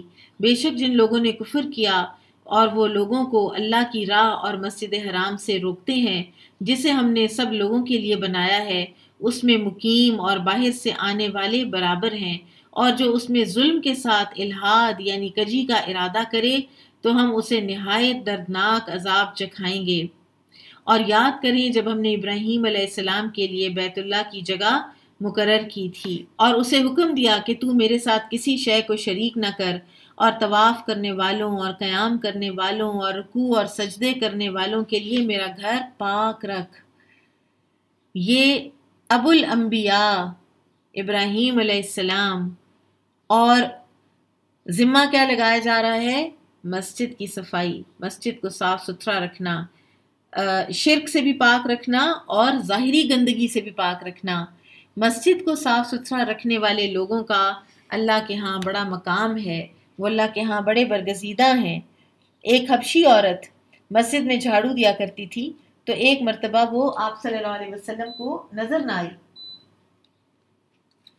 تو رسول اللہ صلی اللہ علیہ وسلم نے فرمایا کہ وہ عورت آج نظر نہیں آ رہی، تو بتایا گیا کہ یا رسول اللہ صلی اللہ علیہ وسلم اس کی وفات ہو گئی ہے، اور صحابہ نے اس کو نبی صلی اللہ علیہ وسلم کو بتائے بغیر دفنا دیا تھا، آپ کی تکلیف کا خیال کرتے ہوئے کہ اب رات کو آپ کو کس طرح اٹھائیں۔ تو نبی صلی اللہ علیہ وسلم نے فرمایا کہ مجھے کیوں نہیں بتایا گیا، میں اس کی نماز جنازہ پڑھتا۔ پھر آپ نے فرمایا مجھے اس کی قبر پر لے چلو، اور پھر آپ اس کی قبر پہ جا کے تو وہاں آپ نے اس کی نماز جنازہ پڑھی۔ پھر اسی طرح سے جو مسجد کی صفائی مینٹین نہیں کرتا اس کی مذمت بھی کی گئی ہے۔ ایک آدمی نے اپنی قوم کی امامت کی اور قبلے کی طرف تھوک دیا، تو آپ صلی اللہ علیہ وسلم دیکھ رہے تھے، تو جب نماز ختم ہوئی تو آپ نے فرمایا کہ آئندہ تم امامت نہیں کرو گے، یعنی جس کو یہ پتہ ہی نہیں ہے کہ مسجد کا کیا ڈیکورم ہے اور امامت کا کیا ڈیکورم ہے اور اس کے تقاضے کیا ہیں، تو وہ پھر امامت نہ کروایا کرے۔ اور لوگوں میں حج کا اعلان کر دے، وہ تیرے پاس ہر دور دراز راستے سے پیدل چل کر اور دبلے پتلے اونٹوں پر سوار ہو کر آئیں گے۔ یہاں پر حج کرنے کا حکم دیا گیا ہے، اور حج کی بڑی فضیلت ہے، جیسا کہ رسول اللہ صلی اللہ علیہ وسلم نے فرمایا جس کسی نے اللہ کے لیے اس گھر کا حج کیا اور اس نے اس دوران اپنی بیوی سے مباشرت کی، نہ کسی گناہ کا ارتکاب کیا، تو وہ اس بچے کی طرح گناہوں سے پاک صاف ہو کر لوٹتا ہے جسے ابھی ابھی اس کی ماں نے جنم دیا ہو۔ اللہ تعالیٰ یہ راستے کھولے، اور اللہ تعالیٰ ہم سب کو پھر سے ایک حج کروائے، ضرور جو کر چکے ہیں ان کو بھی کروائے، اور جو نہیں کر چکے ان کے لیے بھی راستے کھلیں۔ اللہ سبحانہ وتعالیٰ ہمارے گناہ معاف کر دے اور حرمین کے در ہم پر کھول دے، تاکہ وہ اپنے منافع کے لیے حاضر ہوں اور معلوم ایام میں ذبح کے وقت ان چوپائے مویشیوں پر اللہ کا نام پڑھیں جو اللہ نے انہیں دیے ہیں۔ پھر تم خود بھی ان کا گوشت کھاؤ اور کھلاؤ ہر بھوکے فقیر کو۔ پھر چاہیے کہ وہ اپنا میل کچیل دور کریں، اور چاہیے کہ اپنی نظریں پوری کریں، اور چاہیے کہ قدیم گھر بیت اللہ کا طواف کریں۔ یہی حکم ہے، اور جو شخص اللہ کی حرمتوں کی تعظیم کرے تو یہ اس کے رب کے ہاں اس کے لیے بہت بہتر ہے۔ اور تمہارے لیے چوپائے حلال کیے گئے ہیں سوائے ان کے جو تمہیں سنائے جاتے ہیں، لہٰذا تم بتوں کی گندگی سے بچو اور جھوٹی بات سے بھی بچو۔ جھوٹ بولنا، قول الزور، جھوٹ بولنا، جھوٹی گواہی دینا، یہ بتوں کی گندگی کے ساتھ اس کا ذکر کیا گیا ہے۔ جتنا یہ برا ہے بتوں کو پوجنا، اتنا ہی جھوٹی گواہی دینا اور جھوٹ بولنا اللہ تعالیٰ کو ناپسند ہے۔ حنفاء للہ غیر مشرکین بہ، اللہ کے لیے یکسو ہو جاؤ، نہ کہ اس کے ساتھ شرک کرنے والے، اور جو کوئی اللہ کے ساتھ شرک کرے تو گویا وہ آسمان سے گر پڑا، پھر اسے پرندے اچک لے جائیں یا ہوا کسی دور دراز جگہ لے جا پھینکے۔ یہی حکم ہے، اور جو شخص اللہ کی عظمت کی نشانیوں کی تعظیم کرے تو بلا شبہ یہ دلوں کے تقوی سے ہے۔ تقویٰ کی جو جانچ ہے نا وہ مختلف طریقوں سے ہوتی ہے نا، تو ایک ون آف دا جو سائنز ہے کہ انسان کے اندر تقویٰ ہے، تو وہ جو سائن ہے وہ یہ ہے کہ انسان اللہ تعالیٰ کے جو عظمت کی نشانیاں ہیں، خانہ کعبہ ہے، حرم ہے، مسجد نبوی ہے، حج ہے، منی کا مقام ہے، عرفات کا مقام ہے، ہدی کے جانور ہیں، ان سب کی اس کے دل میں تعظیم ہوتی ہے، تو یہ ایک سائن ہے کہ اس کے دل میں تقویٰ ہے۔ تمہارے لیے ان چوپائیوں میں ایک مقررہ وقت تک منافع ہے، پھر ان کے حلال یعنی ذبح ہونے کی جگہ قدیم گھر بیت اللہ کے پاس ہے، اور ہم نے ہر امت کے لیے قربانی مقرر کی تاکہ وہ ذبح کے وقت ان چوپائے مویشیوں پر اللہ کا نام لیں اور جو اللہ نے انہیں دیے، پھر سمجھ لو کہ تمہارا معبود ایک ہی معبود ہے، لہٰذا تم اسی کی فرما برداری کرو اور عاجزی کرنے والوں کو بشارت دیجیے۔ سبحان اللہ، عاجزی کرنے والوں کے لیے بشارتیں ہیں، بڑھ چڑھ کے اپنے آپ کو پیش کرنے والے اور اپنے آپ کو ہی پروموٹ کرتے رہنے والے اور اپنے آپ ہی کی ذات میں گم رہنے والے نہیں، بلکہ عاجز۔ ہو سکتا ہے گمنام ہوں، ہو سکتا ہے ان کا کوئی نام لیوا نہ ہو۔ ایک حدیث کا مفہوم ہے نا کہ اللہ تعالیٰ کے پسندیدہ ترین بندے وہ ہیں کہ جو گمنام ہیں، جن کی رونے والیاں کم ہیں، کہیں دور دراز کہیں وہ فوت ہو گئے، کسی کو پتہ بھی نہ چلا کہ کتنا بڑا اللہ کا ولی فوت ہو گیا ہے۔ ہمیں تو نہیں پتا نا، یہ اللہ کو پتا ہے۔ اور مخبتین میں بننے کے لیے کوشش کریں، مخبتین میں آنے کے لیے، ان کی صف میں آنے کے لیے اپنے نفس کا تزکیہ کریں، اپنے آپ کو سکھائیں۔ پیچھے رہ جانا، پیچھے ہٹ جانا بھی بعض اوقات سیکھنا چاہیے۔ یہاں پر مخبتین کی کچھ آگے صفات دی جا رہی ہیں اور یہ 4 ہیں۔ نمبر 1، وہ لوگ جب اللہ کا ذکر کیا جائے تو ان کے دل ڈر جاتے ہیں، دل کانپ اٹھتے ہیں، مذاق نہیں اڑا چھوڑتے اللہ کی باتوں کا، یا چلو مذاق نہیں بھی اڑائیں گے، اللہ سے محبت کرنے والے بھی ہیں، لیکن لیول ابھی وہ نہیں آیا کہ دل کانپے اللہ کے ڈر سے، اللہ کے ذکر سے۔ اور جو صابر ہیں اس تکلیف پر جو انہیں پہنچے، صبر 2 طرح کا ہے، ایک ایکٹیو اور ایک پیسو۔ پیسو صبر یہ ہوتا ہے کہ آپ کی تقدیر میں جو تھا، آپ نے کچھ نہیں کیا، ٹھیک ہے، آپ کے اوپر کوئی خدا نخواستہ بیماری آ گئی، کسی ڈیتھ سے آپ آزمائے گئے، کسی فائنینشیل کرنچ سے آپ آزمائے گئے، ٹھیک ہے، جو آپ کی تقدیر میں جو اللہ کی طرف سے آ گیا اور آپ نے صبر کیا، یہ بھی ایک لیول ہوتا ہے، بہرحال بہت اچھا لیول ہوتا ہے، لیکن یہ پیسو ہے۔ اس سے بڑھ کر ایک اور لیول کا بھی صبر ہے اور وہ ہے ایکٹیو۔ وہ کیا ہے کہ آپ اللہ کے راستے میں نکلیں، آپ خود اپنے پورے شعور کے ساتھ اللہ کے راستے میں نکلیں، آپ دین کے کام کے لیے اپنے آپ کو پیش کریں، اس میں آپ کو جو بھی مشکلات آئیں، چاہے اپنا مال لگانا پڑے، نیند قربان کرنی پڑے، لوگوں کی باتیں سننی پڑیں، ان سب پر جب آپ صبر کرتے ہیں اور پھر آپ ثابت قدم بھی رہتے ہیں تو وہ ایکٹیو صبر ہے۔ یہ ایکٹیو صبر جو ہے یہ نبی صلی اللہ علیہ وسلم نے کیا، یہ انبیاء کرام نے کیا، یہ یوسف علیہ السلام نے کیا۔ نبی صلی اللہ علیہ وسلم نبوت سے پہلے الصادق اور الامین کہلاتے تھے، لیکن پھر رجل مسحورا کہلانے لگ گئے، سحر زدہ، مجنون کہلانے لگ گئے۔ کس وجہ سے؟ دعویٰ کی وجہ سے، دین کی وجہ سے۔ پھر ثابت قدم رہنا اور پھر اسی کے اوپر چلتے رہنا، یہ ایکٹیو صبر ہے۔ دونوں طرح کے صبر جب بھی زندگی میں جس کا بھی موقع آئے وہ صبر کرنے والے ہیں مخبتین، اور جو نماز قائم کرنے والے ہیں اور ہم نے انہیں جو رزق دیا اس میں سے وہ خرچ کرتے ہیں۔ یہ 4 چیزیں ہیں، ان میں سے دیکھ لیں ہم کس میں لیک کرتے ہیں۔ عام طور پر ہم میں سے 99% آف دا ٹائمز ہم صبر سے عاری ہوتے ہیں، تو اپنے اندر صبر پیدا کرنے کی کوشش کریں اور اللہ سے مانگیں۔ آپ مانگیں گے تو اللہ کو تو یہ بہت پسند ہے کہ بندہ اپنے آپ کو چینج کرنا چاہتا ہے، بندہ اپنی طبیعت میں ٹھہراؤ لانا چاہتا ہے، بندہ اپنے آپ کے اپنے اوپر ایک سیلف کنٹرول ایگزرٹ کرنا چاہتا ہے، اور بندہ چپ رہنا سیکھنا چاہتا ہے۔ بعض اوقات جب جواب دینے کو دل چاہ رہا ہو تو اس وقت چپ رہنا سیکھنا چاہتا ہے۔ تو میں کیوں نہ اس کے یہ اخلاق کی جو بلندی ہے اس میں اس کی مدد کروں. اللہ مدد کریں گے انشاءاللہ. اور قربانی کے اونٹ بھی جنہیں ہم نے تمہارے لیے اللہ کے شاعر بنایا ہے، تمہارے لیے ان میں بھلائی ہے، لہٰذا نہر کے وقت جب وہ پاؤں بندھے کھڑے ہوں تو تم ان پر اللہ کا نام لو، پھر جب وہ پہلو کے بل گر جائیں تو تم ان کا گوشت کھاؤ، اور قناعت پسند اور سوالی محتاج کو بھی کھلاؤ. قربانی کا جو جانور ہے نا، اس کا عموماً ہمارے ہاں یہ ایک رواج ہے کہ ہم 3 حصے برابر کرتے ہیں، ایک حصہ عزیز و اقارب کا، ایک غربا کا، مساکین کا، اور ایک اپنا. یہ بھی ٹھیک ہے، درست ہے، کیونکہ قرآن میں 3 حصوں کا ذکر ہے، لیکن کوئی ضروری ہارڈ اینڈ فاسٹ رول نہیں ہے کہ آپ ہر حصے کو ایک جتنا ہی رکھیں. ہاں یہ ہے کہ آپ ایک حصہ ضرورت کے تحت دیکھ سکتے ہیں، ایک زیادہ بھی کر سکتے ہیں، ایک کم بھی کر سکتے ہیں، اور سارے کا سارا بھی آپ کھلا سکتے ہیں لوگوں کو. اپنا حصہ آپ زیادہ کر سکتے ہیں ڈپینڈنگ کہ آپ کی اس وقت کیا ضرورت ہے، اور آپ اس کو پریزرو بھی کر سکتے ہیں.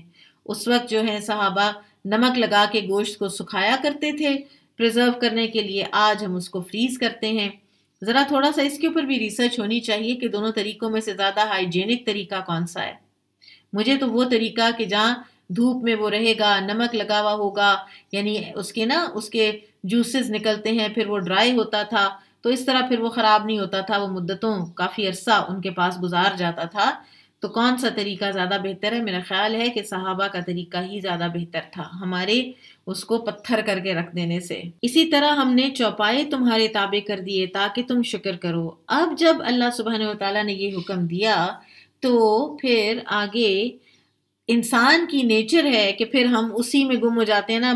بکرا، اس کا وزن، وہ جانور، وہ ہم نے کتنے کا خریدا، ہم نے کہاں سے خریدا، فلاں نے کتنے کا لیا، ہمارا کمپیریزن کسی دوسرے کے ساتھ، یہ چیزیں جو ہے نا یہ آنے لگ جاتی ہیں. تو اللہ تعالیٰ نے فوراً اس سوچ کو ڈائریکٹ کیا اور فرمایا لَن يَنَالَ اللَّهَ لُحُومُهَا وَلَا دِمَاؤُهَا وَلَكِن يَنَالُهُ التَّقْوَى مِنكُمْ. اللہ تک ان قربانی کے جانوروں کا گوشت ہرگز نہیں پہنچتا اور نہ ان کا خون، لیکن اس تک تمہارا تقویٰ پہنچتا ہے. اس تک تمہارا تقویٰ پہنچتا ہے. کس دل سے تم نے کیا، اللہ کے ساتھ کس محبت کے ساتھ تم نے کیا. آپ دیکھیں کہ ہمارے جو اب لائف سٹائل بن گئے ہیں ان میں قربانی کے جانور کا کوئی ہمارے گھروں میں تو وہ رہ ہی نہیں گیا. اب تو آپ کسی بڑے سے ایک میٹ شاپ کو کہہ دیتے ہیں، وہ کہیں قربانی ہو جاتی ہے، کہیں سے گوشت صاف ستھرا ہو کے پیکٹوں میں وہ گوشت آپ کے گھر میں آ جاتا ہے. آپ کے گھر میں کوئی ایکٹیویٹی ہی نہیں ہوتی ہے، نہ جانور آیا، نہ 4 دن اس جانور سے محبت ہوئی. بہرحال کچھ لوگ ہیں جو ابھی بھی کرتے ہیں.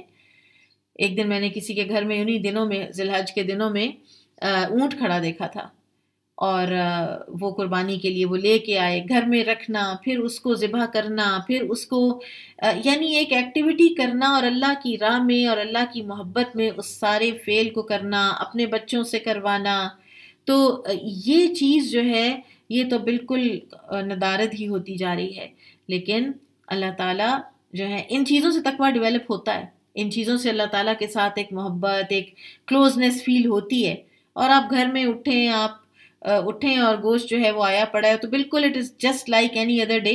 آپ بازار گئے اور آپ لے کے آ گئے گوشت، قربانی ہو جائے گی، یہ مطلب نہیں ہے کہ قربانی نہیں ہوگی، ٹھیک ہے، لیکن آپ نے وہ روح جو ہے وہ نہیں پائی اس کی، اور آپ صرف ریچولز تک رہ گئے. اسی طرح اس نے ان چوپایوں کو تمہارے تابع کر دیا تاکہ تم اللہ کی بڑائی بیان کرو کہ اس نے تمہیں ہدایت دی اور نیکی کرنے والوں کو بشارت دیجئے. یقیناً اللہ ایمان والوں کا دفاع کرتا ہے، بے شک اللہ ہر خائن اور ناشکرے کو پسند نہیں کرتا. سبحان اللہ. اللہ تعالیٰ خود دفاع کرتے ہیں اہل ایمان کا. ضرورت ہی نہیں اہل ایمان کو شور شرابے کرنے کی اور اپنے آپ کی صفائیاں پیش کرنے کی. اللہ تعالیٰ خود دفاع کرتے ہیں. ایمان تو ہونا تو ایمان چاہیے. اصل میں جن لوگوں سے لڑائی کی جاتی ہے انہیں جہاد کی اجازت دی گئی ہے، اس لیے کہ ان پر ظلم ہوا، اور یقیناً اللہ ان کی مدد پر ضرور قادر ہے۔ وہ لوگ جنہیں ان کے گھروں سے ناحق نکال دیا گیا صرف اس لیے کہ وہ کہتے ہیں ہمارا رب اللہ ہے، اور اگر اللہ لوگوں میں سے بعض کو بعض کے ذریعے سے دفع نہ کرتا تو بلا شبہ خانقاہیں اور گرجے اور یہودی عبادت خانے اور مسجدیں ڈھا دی جاتی۔ جس کے پاس بھی زیادہ دیر تک اقتدار رہتا ہے وہ ظالم ہو جاتا ہے۔ تو جب وہ اتنا ظالم ہونے لگ جائے کہ وہ دوسرے مذاہب کے عبادت گاہوں کو بھی نہ چھوڑے تو اللہ تعالیٰ اس کو زوال پذیر کر دیتے ہیں، ہر عروج کو زوال ہے۔ ورنہ تو یہ ساری جو یہ ٹیمپلز اور سیناگوگز اور چرچز ہیں یہ ڈھا دیے جاتے، اور مسجدیں بھی ڈھا دی جاتی جن میں اللہ کا نام بکثرت ذکر کیا جاتا ہے، اور اللہ ضرور اس کی مدد کرے گا جو اس کے دین کی مدد کرے گا۔ اللہ ایسے ساتھی دے گا، خود سے ساتھی اٹھ کے ساتھ آ کے لگ جائیں گے۔ آپ دین کی مدد کے لیے ایک ادنا سی کوشش کر کے دیکھیں، ادنا ترین کوشش کر کے دیکھیں، اور پھر آپ دیکھیں اللہ تعالیٰ کیسے آپ کی مدد کرتے ہیں۔ امام بخاری رحمہ اللہ فرماتے تھے کہ کبھی ایسا نہیں ہوا کہ میرے پاس وسائل نہ ہوں اور مجھے کوئی چیز چاہیے اور میں اللہ سے مانگوں اور وہ مجھے نہ دے، مجھے اللہ نے ہمیشہ دیے۔ بے شک اللہ بہت قوت والا غالب ہے۔ یہ وہ لوگ ہیں کہ جنہیں اگر ہم زمین میں اقتدار بخشیں تو وہ نماز قائم کریں۔ دین کی یہ خدمت ہے، نماز قائم کرنا۔ اور آپ دیکھیں کہ جو انبیاء کرام ہیں، پیچھے ہم نے پڑھا اسماعیل علیہ السلام کی صفت کیا تھی؟ وعدے کے سچے اور گھر والوں کو نماز کا حکم دینے والے۔ اقتدار صرف ملکوں کا اقتدار تو نہیں ہے، صرف بادشاہت یا کوئی وزارت عظمیٰ تو نہیں ہے۔ اقتدار ایک عورت کو اپنے گھر میں ہے، ربۃ البیت کہلاتی ہے۔ وہ آدمی رب البیت ہوتا ہے، اپنے گھر کا مالک ہوتا ہے، تو اپنے بچوں میں نماز قائم کریں، اپنے ملازمین کو جمعے کے وقت ان کو آف کریں اور ان کو جمعہ پڑھنے کی ترغیب دیں اور زکوٰۃ دیں۔ اپنے مال کا حساب رکھیں اور سال کے سال اپنی زکوٰۃ دیں، اور زکوٰۃ میں سے چوریاں نہ کرتے پھریں کہ یہ ادھر لگا دیں، یہ ادھر لگا دیں، یہ ادھر کا ہیلا ادھر کا ہیلا۔ زکوٰۃ خوش دلی سے دینی چاہیے، اور اس میں بھی ہمارا فائدہ ہے، مال پاک بھی ہو جاتا ہے اور مال بڑھتا بھی ہے۔ اور نیکی کا حکم دیں اور برائی سے روکیں، اور تمام امور کا انجام اللہ کے اختیار میں ہے۔ اور اے نبی صلی اللہ علیہ وسلم، اگر وہ آپ کو جھٹلائیں تو بلا شبہ ان سے پہلے قوم نوح اور عاد اور سمود نے بھی اپنے اپنے انبیاء کو جھٹلایا، اور قوم ابراہیم اور قوم لوط نے بھی، اور مدین والوں نے بھی، اور موسیٰ علیہ السلام کو بھی جھٹلایا گیا۔ پہلے تو میں نے کافروں کو ڈھیل دی، پھر میں نے انہیں پکڑ لیا، چنانچہ کیسا تھا میرا عذاب۔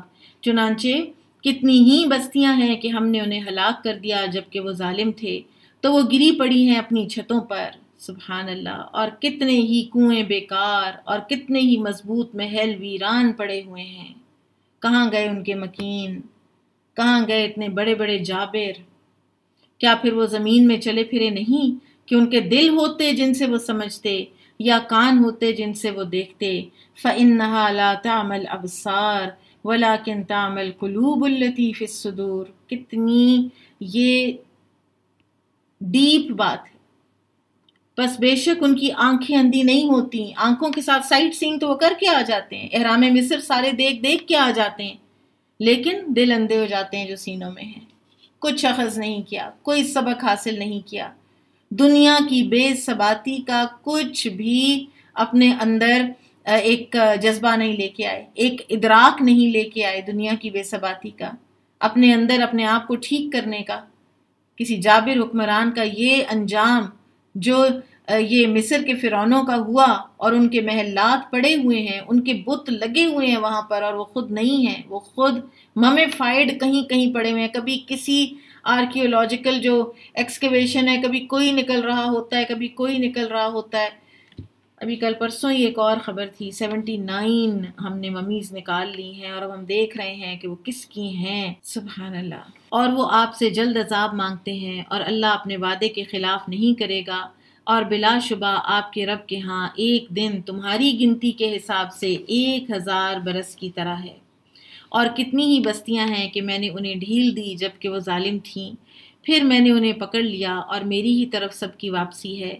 کہہ دیجئے اے لوگو، میں تو بس تمہیں کھلم کھلا ڈرانے والا ہوں، چنانچہ جو لوگ ایمان لائے اور نیک عمل کرتے رہے ان کے لیے مغفرت اور عزت کا رزق ہے، اور جن لوگوں نے ہمیں عاجز کرنے کے لیے ہماری آیات کو ہرانے کی کوشش کی وہی دوزخ والے ہیں۔ اور ہم نے آپ سے پہلے جو بھی رسول اور نبی بھیجا جب وہ تلاوت کرتا تو شیطان اس کی تلاوت میں اپنی طرف سے کچھ ڈال دیتا، پھر اللہ اسے مٹا دیتا جو شیطان نے وسوسہ ڈالا ہوتا، پھر اللہ اپنی آیات کو محکم کر دیتا، اور اللہ علیم و حکیم ہے۔ تاکہ اللہ شیطان کے ڈالے ہوئے وسوسے کو بیمار دل اور سنگ دل، سخت دل لوگوں کے لیے فتنہ بنا دے، اور بے شک ظالم تو دور کی مخالفت میں پڑے ہیں۔ اور تاکہ وہ لوگ جان لیں جنہیں علم دیا گیا ہے کہ بے شک یہ قرآن آپ کے رب کی طرف سے حق ہے، پھر وہ اس پر ایمان لائیں تو ان کے دل اس حق کے آگے جھک جائیں، اور بے شک اللہ ایمان لانے والے لوگوں کو ضرور صراط مستقیم کی طرف ہدایت دیتا ہے۔ اور کافر اس قرآن کی بابت ہمیشہ شک میں رہیں گے حتیٰ کہ ان پر اچانک قیامت آ جائے یا ان پر نہایت منحوس دن کا عذاب آ جائے۔ الملک یومئذ للہ یحکم بینہم، اس دن بادشاہی اللہ کی ہوگی۔ حقیقت میں تو بادشاہی آج بھی اللہ ہی کی ہے، لیکن عارضی طور پر اللہ تعالیٰ نے بعض انسانوں کو بادشاہتیں اور اقتدار دے رکھا ہے، لیکن قیامت کے دن کوئی اقتدار، کوئی بادشاہت نہیں ہوگی۔ سارے کا سارا غلبہ، ساری کی ساری بادشاہت اللہ کے لیے ہوگی۔ اور سورہ مومن میں آتا ہے کہ اللہ تعالیٰ پوچھیں گے لمن الملک اليوم، آج کس کی بادشاہی ہے؟ پھر خود ہی اللہ تعالیٰ جواب دیں گے للہ الواحد القہار، ایک اللہ جو غالب ہے اسی کی بادشاہی ہے، وہ ان کے مابین فیصلہ کرے گا۔ چنانچہ جو لوگ ایمان لائے اور نیک عمل کرتے رہے وہ نعمتوں والے باغوں میں ہوں گے، اور جنہوں نے کفر کیا اور ہماری آیات کو جھٹلایا تو وہی ہیں جن کے لیے رسوا کن عذاب ہے۔ اور جنہوں نے اللہ کی راہ میں ہجرت کی پھر وہ قتل ہوئے یا مر گئے تو اللہ ضرور انہیں اچھا رزق دے گا، اور بلا شبہ اللہ ہی بہتر رزق دینے والا ہے۔ وہ انہیں اس مقام میں ضرور داخل کرے گا جسے وہ پسند کریں گے، اور بے شک اللہ علیم و حلیم ہے۔ بات یہی ہے، اور جو شخص ویسا ہی بدلہ لے جیسا اس کے ساتھ کیا گیا تھا، پھر اگر اس پر زیادتی کی جائے تو اللہ ضرور اس کی مدد کرے گا۔ بے شک اللہ بہت معاف کرنے والا، نہایت مغفرت کرنے والا ہے۔ اگر کسی کے ساتھ زیادتی ہو تو وہ واپس زیادتی کر سکتا ہے، لیکن وہ اتنی ہی کرے گا جتنی اس کے ساتھ ہوئی ہے۔ نبی صلی اللہ علیہ وسلم نے فرمایا کہ مظلوم کی بد دعا سے بچو کیونکہ وہ بادلوں پر اٹھتی ہے۔ اللہ تعالیٰ فرماتا ہے مجھے میری عزت کی قسم میں ضرور تمہاری مدد کروں گا اگرچہ تھوڑی دیر بعد ہی کیوں نہ ہو۔ آج آپ دیکھیں دنیا پر کتنا ظلم ہو رہا ہے، اور ظلم ہے کیا؟ کسی زیادتی کا آغاز کرنا، کسی انسان کا حق مار لینا، اس کا جائز حق مار لینا۔ تو ایسے لوگ جو ہیں ان کی اللہ تعالیٰ ضرور مدد کرے گا۔ آپ دیکھیے بنی اسرائیل کتنے کمزور تھے، کتنے پسے ہوئے تھے، اور اللہ تعالیٰ نے جب مدد کرنی چاہی تو کیسے مدد کی کہ جب وہ پوری طرح سے مایوس ہو چکے تھے، جب ان کو یہ تھا کہ آگے سمندر ہے اور پیچھے فرعون ہے، کہیں نہ کہیں تو اب ہم نے مرنا ہی ہے، یا فرعون کے ہاتھوں یا سمندر میں غرق ہو کے۔ کچھ بھی نہ ہوا، ایسے اللہ تعالیٰ نے نکالا انہارمڈ۔ اس طرح اللہ تعالیٰ مدد کرتے ہیں وقت آنے پر۔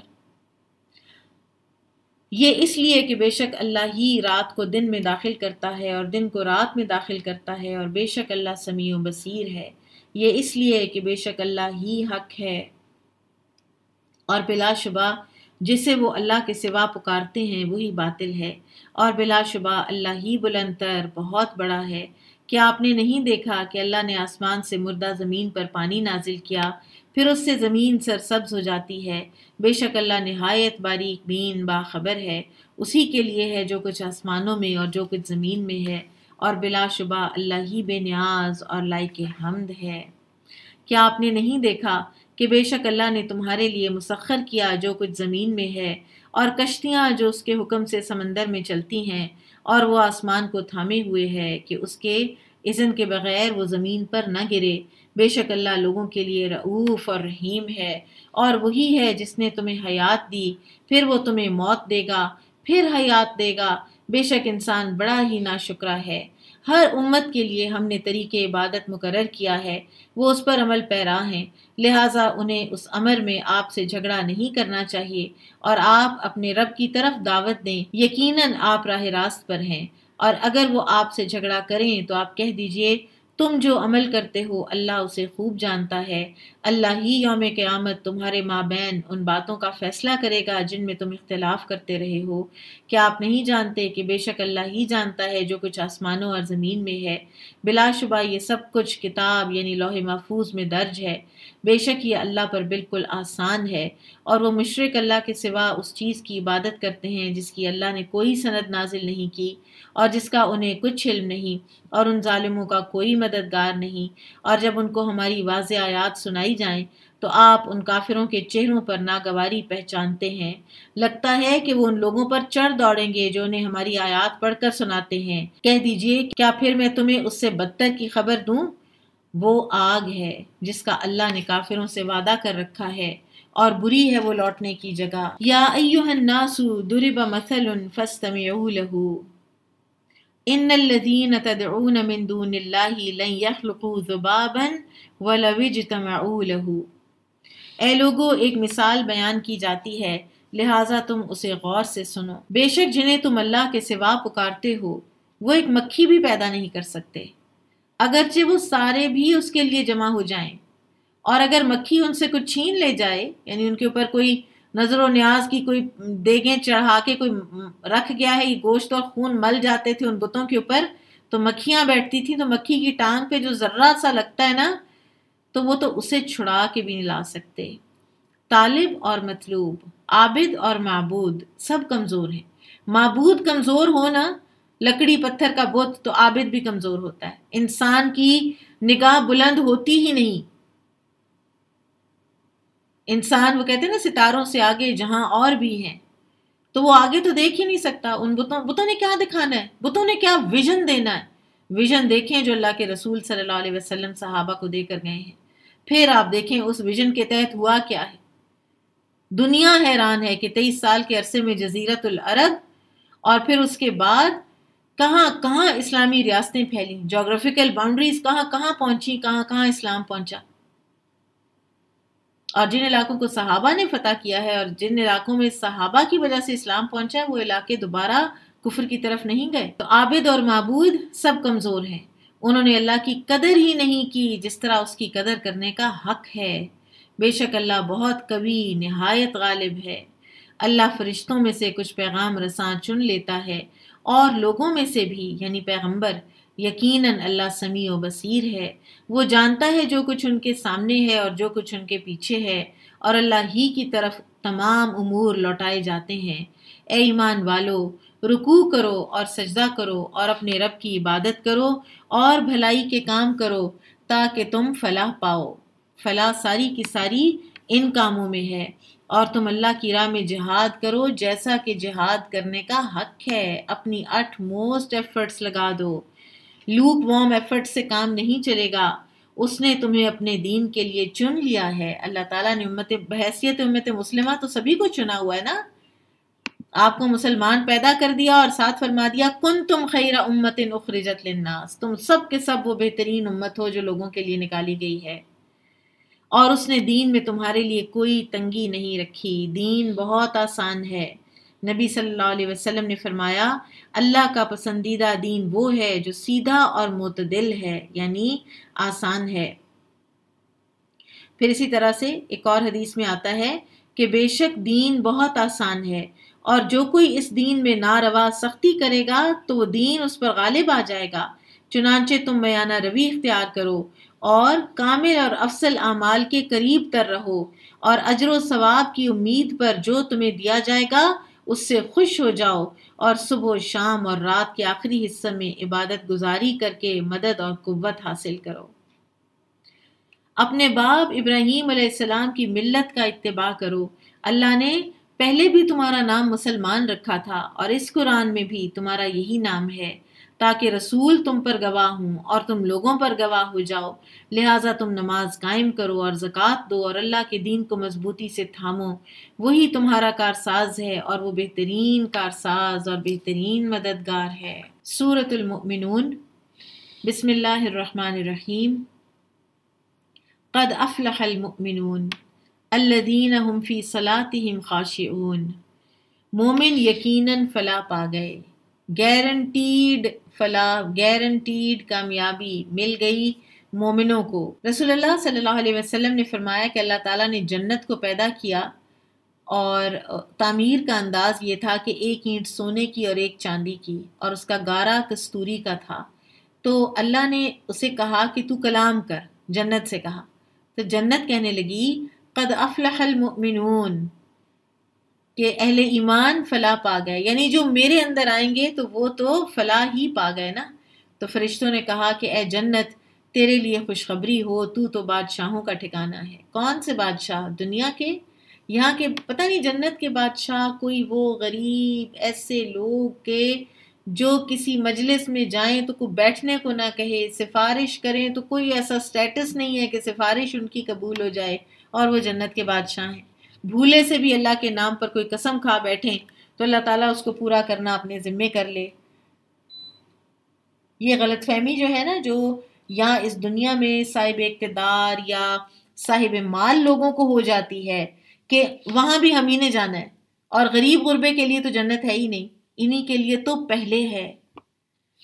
اور یہ بادشاہوں کا ٹھکانہ ہے، جو جنت کے بادشاہ ہیں، ان کے کرائٹیریا اور ہیں۔ الذین هم فی صلاتهم خاشعون، جنت میں جو اہل ایمان فلاح پا کر چلے جائیں گے، ان کی اس دنیا میں خوبیاں کیا تھیں؟ وہ اپنی نمازوں میں خشوع اختیار کرتے تھے، اور خشوع کیا ہے؟ دل کی کیفیت بھی ہے اور جسم کی کیفیت بھی ہے۔ عاجزی اور انکساری کا احساس، نماز کے وقت میں کھڑا کہاں ہوں، میں اپنے رب کے سامنے کھڑا ہوں، اور اسی طرح سے اعضاء بھی پرسکون، نہ کپڑے دیکھ رہے ہیں اپنے، نہ ایسے کپڑے پہنے کہ جن سے دوپٹہ بار بار ڈھلکے اور آپ اسی کو ٹھیک کرتے رہیں، اور اسی طرح سے پوری تعدیل کے ساتھ ارکان کی ادائیگی۔ رکوع کر رہے ہیں تو پورا جسم رکوع کی حالت میں آئے، اندر بھی سکون باہر بھی سکون۔ اگر رونا آئے تو وہ اچھی بات ہے، لیکن رونا نہ بھی آئے تو دل کا حاضر ہونا اصل خشوع ہے۔ دل حاضر ہوگا نا تو پھر آپ کو بہت زیادہ بھولے گی بھی نہیں نماز، یہ جو ہر وقت بھولتا رہتا ہے کہ اب کون سی رکعت تھی اور اب کون سی رکعت تھی۔ خشوع کے بغیر نماز ایسے ہی ہے جیسے انسان کا جسم روح کے بغیر۔ خشوع سے نماز پڑھنے والے کے لیے جنت واجب کر دی جاتی ہے۔ رسول اللہ صلی اللہ علیہ وسلم نے فرمایا، جو شخص اچھی طرح وضو کرے اور پھر خشوع و خضوع کے ساتھ متوجہ ہو کر 2 رکعت نماز ادا کرے تو اس کے لیے جنت واجب ہو جائے گی۔ پھر نماز کا جو اجر ہے وہ بھی اس کے خشوع کے مطابق ہی ملتا ہے، جتنا خشوع اتنا اجر۔ نبی صلی اللہ علیہ وسلم نے فرمایا، بے شک بندہ نماز پڑھتا ہے اور ہر آدمی کا اجر مختلف ہوتا ہے، اور اس کے لیے 10واں حصہ، 9واں حصہ، 8واں حصہ، یہاں تک کہ تہائی یا آدھا حصہ لکھ دیا جاتا ہے۔ اور آپ نے یہ بھی فرمایا کہ اس امت سے سب سے پہلے خشوع اٹھا لیا جائے گا، حتیٰ کہ تم کو ان میں سے ایک بھی خشوع والا آدمی نظر نہیں آئے گا۔ تو آج ہم اپنی جتنا بھی ہم نے پڑھا ہے اس میں میں اور آپ سب مل کر اگر ایک اپنے لیے آیات پر عمل کا ایک لیسن لے جائیں کہ ہم اپنی نماز میں خشوع پیدا کریں گے۔ پھر نماز میں خشوع کے بعد اگلی چیز بہت اہم، اور یہ ریلیٹڈ بھی ہے نماز کے ساتھ، والذین هم عن اللغو معرضون، اور وہ جو لغو باتوں سے منہ موڑنے والے ہیں۔ لغو ہر وہ کام اور ہر وہ بات جس کا کوئی فائدہ نہ ہو، بے فائدہ، ویسٹ آف ٹائم، اور یا پھر کوئی نقصانات بھی ہوں، دینی نقصان ہو، دنیاوی نقصان ہو، تو ان سے اعراض کرتا ہے ایک ایمان والا۔ سورۃ الفرقان میں اس کو اس طرح سے کہا گیا ہے، اذا مروا باللغو مروا کراما، لغو کے اوپر سے گزرتے ہیں تو بڑے باعزت باوقار گریسفل طریقے سے گزر جاتے ہیں، ڈس انٹرسٹڈ۔ رسول اللہ صلی اللہ علیہ وسلم کی اگر ہم سیرت طیبہ کا مطالعہ کریں نا تو ہمیں پتہ چلتا ہے کہ آپ صلی اللہ علیہ وسلم اللہ کا کثرت سے ذکر کرتے۔ سیدہ عائشہ صدیقہ رضی اللہ عنہ فرماتی ہیں کہ آپ صلی اللہ علیہ وسلم ہر وقت اللہ کے ذکر میں مشغول ہوتے تھے، اور لا یعنی گفتگو آپ بالکل نہیں کرتے تھے۔ نماز لمبی پڑھتے، خطبہ مختصر دیتے تھے، بات مختصر کیا کرتے تھے، لمبے لمبے لیکچر، لمبے لمبے وعظ آپ صلی اللہ علیہ وسلم کا طریقہ نہیں تھا۔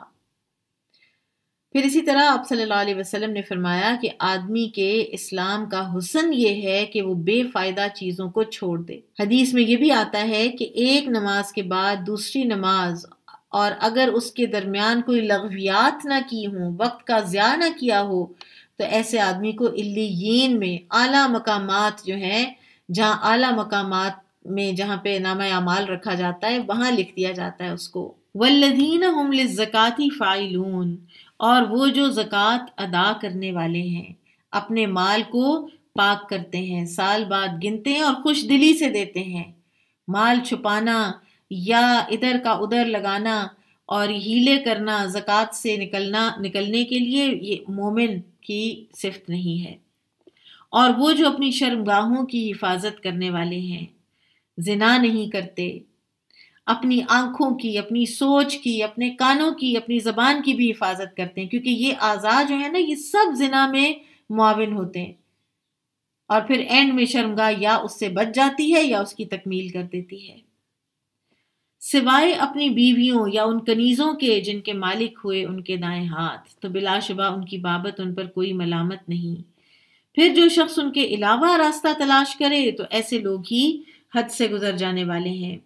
اور اس سے ہمیں پتہ چلتا ہے کہ نہ تو اسلام میں متع کی اجازت ہے، نبی صلی اللہ علیہ وسلم نے فتح مکہ کے موقع پر اس کو ہمیشہ کے لیے حرام قرار دے دیا تھا، اور اسی طرح سے کوئی بھی غیر فطری طریقہ جو ہے وہ حد سے گزرنے والا ہے، اس کو اختیار نہیں کرنا۔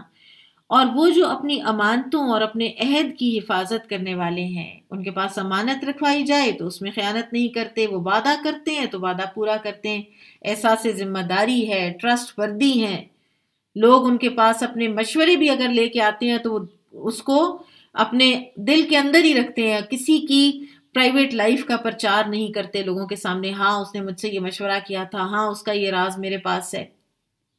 مومن ٹرسٹ وردی ہوتا ہے۔ اور وہ جو اپنی نمازوں کی حفاظت کرتے ہیں، نماز پڑھتے بھی ہیں خشوع کے ساتھ اور حفاظت بھی کرتے ہیں۔ نبی صلی اللہ علیہ وسلم نے فرمایا 4 باتیں ایسی ہیں جو ان کو ایمان کے ساتھ بجا لایا تو وہ جنت میں داخل ہوگا۔ جس نے 5 نمازوں کی حفاظت کی، رمضان کے روزے رکھے، بیت اللہ کا حج کیا اور خوش دلی کے ساتھ زکوٰۃ ادا کی، یعنی ارکان اسلام پورے کیے، یہی لوگ وارث ہیں جو فردوس کے وارث ہوں گے، وہ اس میں ہمیشہ رہیں گے۔ نمازوں کی حفاظت میں یہ بھی آ جاتا ہے کہ ہم کوئی ایسے کام نہ کریں کہ جس سے نمازیں ضائع ہو جائیں، ہمارے کوئی ایسے اعمال نہ ہوں کہ جس کی وجہ سے ہماری نمازیں جو ہیں وہ کسی دوسرے کے کھاتے میں پڑی ہوئی ہوں قیامت کے دن۔ انشاءاللہ آج ہم اتنا ہی پڑھیں گے۔ بارک اللہ فیکم، سبحانک اللہم و بحمدک، اشہد ان لا الہ الا انت، استغفرک و اتوب الیک۔ السلام علیکم ورحمۃ اللہ وبرکاتہ۔